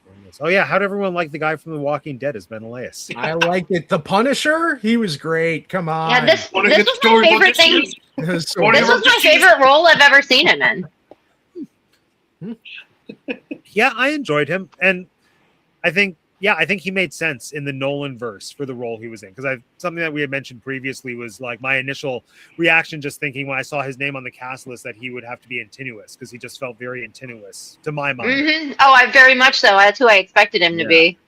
But then just for who Antinous is in this movie versus him, it's like, no, it all makes sense. Do we feel if him and Robert Pattinson switched places that we would find Robert Pattinson as a believable Menelaus? No, I think so. No. Oh, actually, no. I don't see Pattinson as the king of Sparta. No, Pattinson doesn't. No, yeah. I was just thinking. I was like, if you flip flop the two, would it work? But no, not really. I don't think so. I think both are good. I think having an Italian as the king of Sparta is a big win for Italian Americans. Hey, you got a lot of good Italians in here, right? Yeah. I think that was the first scene that anybody saw of the movie. I remember they put that teaser out. Did you hear about it from the inside of the horse or whatever? Yeah. Did you hear about Odysseus? He's always another favorite interview of mine was Matt Damon was talking about how they shot the horse, and it was just like, yeah, so we had the horse, and Chris just told us to get in the horse. Then he got in the horse, the camera got in the horse, and we figured it out. Yeah. Which is not how that was some of my favorite cinematography, though. I thought it really gave you that claustrophobic feeling. Yeah. It's crazy to me to think that they actually shot that in the horse, when visually that did not need to be shot inside the literal horse, which is a dark space. But it did. You can make it look like it, but you will not get that feeling of claustrophobia. I firmly believe that. Like, getting in there, I do feel like it conveys something that is not visual. Mm-hmm. I loved watching them drag it across the beach, because them putting it on wheels in Troy to bring it across the beach was kind of crazy. Well, also, wheels typically don't work too spectacular. Like you have to special wheels on a beach. On sand, cool. I love the logistics of them putting it on its feet, but like, oh my god, those guys on the roof with the rope, like that's a crazy job. Come on, how many guys do you go through just bringing stuff onto a roof with rope? That's crazy. I work in the trades. We don't do it like that anymore. See, my mind would just have going to, wow, the guys are like getting tossed around inside that horse. Yeah. Like, I know it's not a great experience for them, but also like, you have to. You did not need to build that horse to be on its hind legs. Also, I have to ask one thing I never thought of before, because they didn't. I don't think any other movies ever talked about it, but how they talk about there were dead bodies in there and everything. When they went to get the horse and they're checking it with the sword, right? Wouldn't it have stunk? Like, wouldn't they have been like, wow, this horse reeks like dead things? Yeah. Maybe we should check the inside of it. The whole skin probably smelled. It was under siege for 10 years. That's my headcanon. Everything smelled. Everything just smelled. They didn't have deodorant back then. Yeah. That armor. It just smelled like beach. Yeah. Everyone smells like sweat and blood all the time. And low tide. where the horse was in the beach. Justice for the horse. That poor horse. It was so beautiful. It didn't ask to be made. What? Sorry. I said Steven Spielberg's poor horse because he made War Horse. It was a dumb joke. Yeah, that was a great Christopher joke. Nolan's poor horse. That was a great joke. Thank you. All right. Well, we've hit game time. Okay. Game time. Once we hit poor horse, we know. Wait, hang on. Do I have any other notes? I have a note. Okay. The Silver Giants. I want to talk about the Silver Giants, or the Steel Giants. The last Dragonians. They were the least relevant part of the movie. The least mythological, because they were clearly just in the Balkans, and these people had figured out steel. If you take a modern Greek person from like southern Greece and put them next to like Novak Djokovic or something, you're going to see the same height disparity. Yes. So that's my take. This was a big win for the Balkaners, I think. My take was that whole scene could have been cut. That scene had no purpose outside of cutting down his army. Yeah, that's the big thing. Yeah. But did you see how they filmed that? Oh yeah, with the little Canadian lady as Matt Damon. Yeah, they got and 7 foot tall people. Who were like 4'9", and then like 7 feet tall to be like the giant. So like Yeah. image of like Matt Damon facing off. That's like a 4'9" woman. I just think that's Yeah. really cool. Oh, I love It that. is really Like, cool. The practicality of that scene is amazing, and the trees are moving. I Love it. thought that scene read very Harry Potter, Lord of the Rings. Yes. It was giving me Harry Potter coded, and then it kind of switched into like Lord of the Rings at some point. But like all of it kind of looked like that to me. Not in a bad way, just was giving that. Mm, It felt out of place for me, but it happened. yeah. It, Okay. yeah, it was a I've got my 2 problems with this film. Oh yeah, let's go. We got to get to. One was the Skilla. I didn't like it. The Why Skilla. not? It went. Yeah, no, that was so No, underwhelming, and it was the only weird. CGI they used, and you could tell, or not Yeah, it was only, but like a very hand obvious with CGI. fanged foreskin monster. It was weird. Didn't love it. You know, but you can't take it out. But like, you know, I was looking at pottery. I've been looking at more pottery than I've ever looked at in my life in the last week. And the Skilla on the pottery is like a very angry lady with a sword and like 2 wolf serpents coming out of her stomach. Give me that. That would be Yeah. cool. I'd like wolf serpents, please. Yeah. Because I guess I just assumed that Chris didn't use any CGI at all, so it was like that was probably the best he could get from a practical effect. So I that was guess. my thought. I don't know. I think it was the only thing that was fully CGI. It looked very CGI. That was the only part where I was like, I don't know about that one. Yeah. What was Yeah. your second big issue? Skilla. My second big issue was the lack of Telemachus involvement in the final fight, because we get to see Tom Holland train at the beginning of this film. We get to see him, and he uses gets all to of it with do the his guy combo at upstairs. the end. It takes him the longest time to bust out this combo they set up at the beginning of the movie. And like, I get it. Look, we're changing it so that Odysseus is going to go into exile at the end of the film. So I guess that's the reasoning for Telemachus. Well, not getting involved because in the fight. he does tell him that he can't, like, Telemachus says it early, he can't kill any of them because then the other kingdoms will not let him be king. They will always be coming for revenge. So Odysseus has to kill them, and then he can leave, and then Telemachus is king. Putting the guy's son in charge isn't going to alleviate anyone's concern. For sure. But that's the intention, I But believe. he's proven he can be a good and just leader. I watched The Return. I watched the 97 miniseries. I like when Telemachus gets in on it. You know, it's a great father-son moment. And yeah, that's it. It didn't make me like upset. It didn't even take a point off. I get it. They were doing a thing, but I guess I did miss Telemachus just like spearing that guy. Like, yeah, he should not have had that tough a time of fighting a guy that was called a coward with spurs numerous times throughout the film. That's all I have to say. I wish he had a little bit more metal. That's all. Yeah. Still a great movie. Still a great movie. Yeah. All right. Well, it's game time. So for tonight's game, it's all about the films of Chris Nolan, and also appropriately enough, it's all about Letterboxd. Yeah, I feel like Ben and Anna mentioned Letterboxd a lot, and tonight it is actually What about Letterboxd is it about? Because I don't do Letterboxd. How it's going to work is I am going to read you a review of a Chris Nolan film from Letterboxd, and you have to tell me what Chris Nolan movie it is. Wonderful. Okay. Yes. That's fun. Yeah, so we will go around from starting with Jeanette. We'll go clockwise, and you get one guess. If you're wrong, it moves on to the next person. It'll be this way. Okay. Here we go. Most of these were 1-star reviews, but then some of them were just reviews I thought were funny or interesting. So there we go. All right. How many people do we have? Okay, I think the math. Hold on.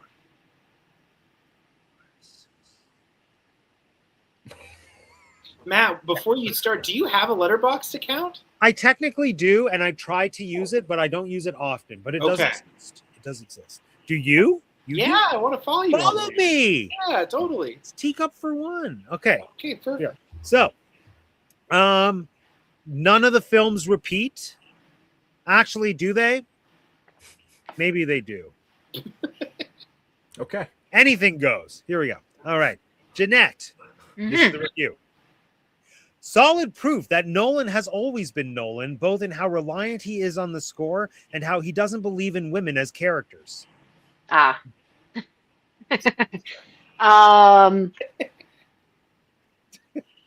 Which one would say that the most of If all of she doesn't his? get it, does it go up for anyone to grab? No, it'll go to Ben next. Okay. So we're going clockwise. Yeah. I mean, I'll throw this one out there, I guess, because I feel like it's the most recent. No, because it said Nolan has always been Nolan, so it's got to be older.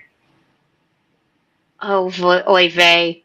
I guess I'll say, what is it? Memento? Is that the one? Oh no, it's not Memento. No, Ben, it's Can you read it one more time? solid proof that Nolan has always been Nolan, both in how reliant he is on the score and how he doesn't believe in women as characters. Reliant on the score. I'm going to say Oppenheimer. Incorrect. Okay. Anna? Yeah, that was what I was. One now. Do I get to guess now? Yeah, now you get Tenet. this. Not Tenant. God. This is tough. Vince? This is a tough one. The Prestige. Incorrect. Oh. We were Oh. looking for Following. Oh, I don't even know that one. That's a deep cut. Oh my Following Yeah. is great. I have it on Following's DVD. great. Following is great. I'll have to watch it, I guess. But I love that second critique of his is like could be any pick Could be a any of movie, pick any Nolan. I haven't seen Following. It's the one I haven't seen. It's a good one. It's fun. Okay, Ben, here you go. Are you ready? Me? Contrary, yeah, it's your turn, Ben. Okay. Contrary to the title, the film struggled to keep me awake. Staleness from beginning to end from both a formal and narrative standpoint. Insomnia. Correct. All right. Ooh, Anna, this one's long. Here we go. Oh. I was worried this would be boring because the trailer made it look really boring, but the trailer does not even begin to do justice to how effing boring this movie actually is. The only part I enjoyed was when I saw Willem Dafoe in the lobby before it started, which just reminded me how much I'd rather be watching a much superior boat thriller called Speed 2 Cruise Control. Wait, sorry. Did you say a much superior what thriller? Boat. Boat Boat. thriller.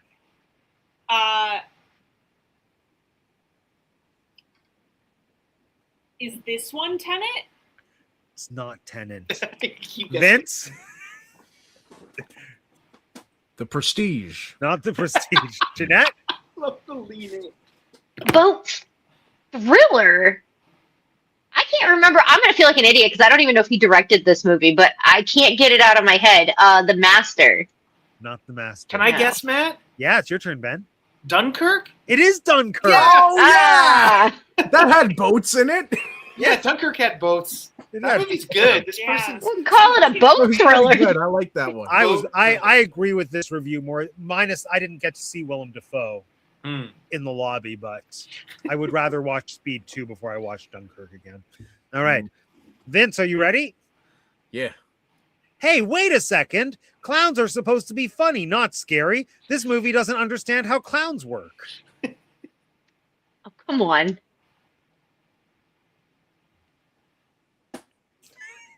The Dark Knight. That's correct. Duh. Thank you. Thank you. I thought you were gonna say the Prestige I know. again, just Oh, to I be was funny. thinking about it, but then it clicked. Then it clicked. It's not worth the bit. It's true. Okay. Jeanette, are you ready? Yes. Wish I could have bailed out of this movie. I'm gonna assume there's a Christian Bale in it. I will say the third Batman. Incorrect. Ben? Okay. This is tough because Bale was in a few of them. He was in, as Vince said, The Prestige, and he was Sure. also in Batman Begins. Yes. I had to pick between 1 and 3. Because he's making a Bale reference specifically, I'm going to try Batman Begins. That's correct. Okay. Okay, there you go. It was a toss. Okay, Ben, are you ready? Yeah. 165 minutes, and only one of them had Cillian Murphy. I think Oh. that's Dark Knight Rises. That is Yeah. Dark Knight Okay. Rises. Yeah. I was like, wait, that's the same movie. All right. Anna, are you ready? Can Yeah. you- yeah. I too wish I could live in a world where I kill the greatest showman. And that's got to be the Prestige. That is The Prestige.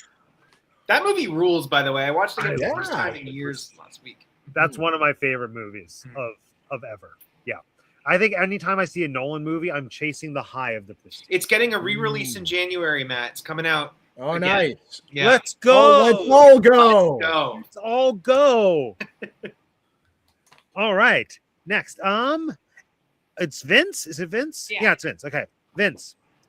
One of the most overrated movies ever and a ripoff of a much better film, Paprika. Inception. Yep. Well, okay, well done. It's good. Job. What is everyone? All the letterbox reviews were about Paprika.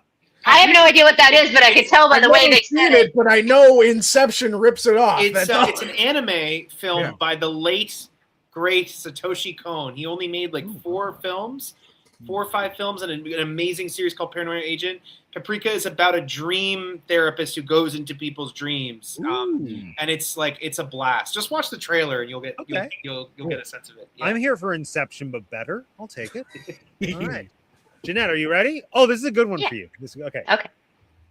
This is what Finding Dory should have been. Is this one Memento? Yes. Yeah, it's okay. I was like, wait, hold on. And it's true. Finding Dory's trash. And it Oh, should I have don't been- mind it so I much. hate The only thing that's funny is Sigourney Weaver. I'd rather more Nemo sequels than Toy Story sequels. Ooh, interesting. Maybe I do. Yeah, there's my hot take of the day. All right. Ben, are you ready? Okay. My favorite part is how he doesn't give an absolute shit about his son. He doesn't give an absolute shit about his son. What have we not done yet? Oh, you said some of them are repeated. No. I also said maybe they don't. Maybe they don't. I couldn't give too many hints. What have we not done yet? Okay, hold on one second. I know I'm having trouble remembering anymore. No. Anna knows what it is. Is it the Odyssey?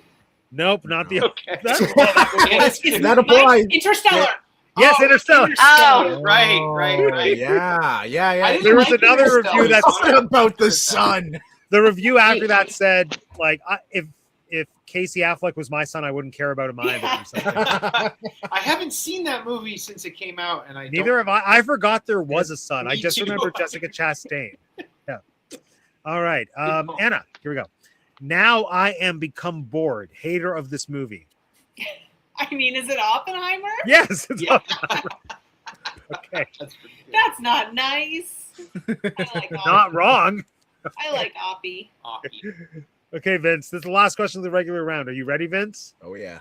He'll never admit it, but Chris Nolan loves Call of Duty more than he loves his own children.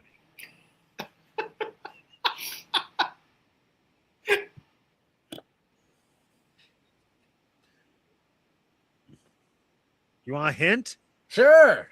I don't know if this hint will make sense, but here we go. Children own his loves. He then more duty of call loves Nolan Chris, but it admit never he'll. Ah, yes. That actually really clears things up for me. I'm gonna go with The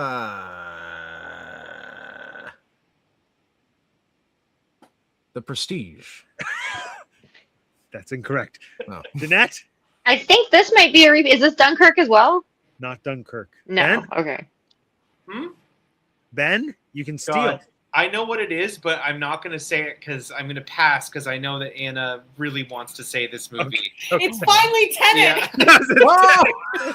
Oh, God. Anna got Tenet pilled a couple weeks ago. They showed it at the Lightbox in Toronto, and Did you like it? I think I'm Tenet pilled. You did? Wait, I've tried watching it twice, and I don't think it's the time of day. I fall asleep. I find it like. So, It's okay, incomprehensible. It's okay. 80% of the enjoyment of it is if the sound system is loud enough that it's shaking. Ah, Oh, okay, cool. That's a big part of what I think makes that movie great. I had a great time with Tenet. Good. All right. Well, it's that time. Everyone now has to blind wager for the bonus question. All right. We'll start with Jeanette. What would you I think I only got one question right, so I'm gonna say one. Okay. Vince? 3. 3. Okay. Anna? I'll do 2, one for each time I saw the Odyssey. That was it? Okay. Ben? I'll do 3. 3. Okay. You will all have an opportunity to answer this. It's the same format.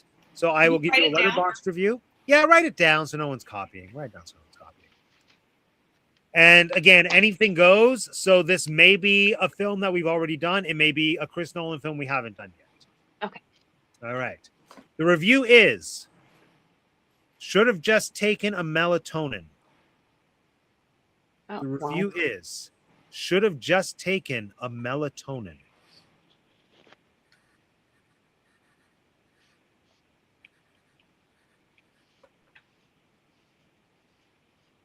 Oh, misspelled it with a totally different word. We'll start with Jeanette when she's got it. I wrote tenant like us, like a rental tenant. It's tenant. There's not a second in tenant. All right. Ben? Hold on. I put Inception, but I don't know if you can see it. There you go. There it is. Anna? I said Insomnia. Sonia? Oh, Nah, smarty pants. Vince? I got Oppenheimer. All right. That's the one I really feel that way. Oh, dreams. All right. So here are our final standings. With -1 in last place, we have Vince. Oh. Yeah, baby. With The 0, Prestige. we have Jeanette. Yeah. With 1 point, we have Ben. Ooh. And with 6 points, we have Anna because it was Was it Insomnia? Yeah. Nice. Well done. Sleep jokes. Sleep. Yes. Well, because Insomnia is about dreams, so I thought, Yeah. but it was No, wrong. Inception's about dreams. That's what I meant. Insomnia's Inception. about- Inception's about Yes, dreams. Insomnia is about Alaska or something. His 2 in movies. Yes. His 2 sleepy in movies. Yes. All right. Well, there we go, everyone. Congratulations, Odyssey. We watched it, and I'll see it again. I can't speak for the rest of you, but maybe 4DX. Maybe tomorrow. Probably not. I can't handle that. We'll see. Okay. Well, it's that time. Tell everyone who you are, what you want them to know, and your closing thoughts on Chris Nolan's The Odyssey. We're going to start with. We'll start with Vince. Why not? Wait, what did you say? Closing thoughts on The Odyssey and your goodbye statement. Oh man, this movie rocked. You gotta see it, not just once, maybe not even twice. See it a third time. You know, I wouldn't recommend bringing in any substances, but I'll tell you what, the ancient Greeks would have. So do with that what you will. You can find me on Instagram or Threads, or I'm on Facebook from time to time. Hey. You can find me on Hinge. Why don't you swipe right and I'll bring the costume, baby. Come on. All right, I'm out of here. Bye. You go first, Hello. Anna. I'm Anna. You can follow me on Instagram. Find me on Letterboxd. Anna Swanson there as well as on Instagram. And closing thoughts. I thought it was great. I might go see it again. Who knows? I think it would be fun. Good movie.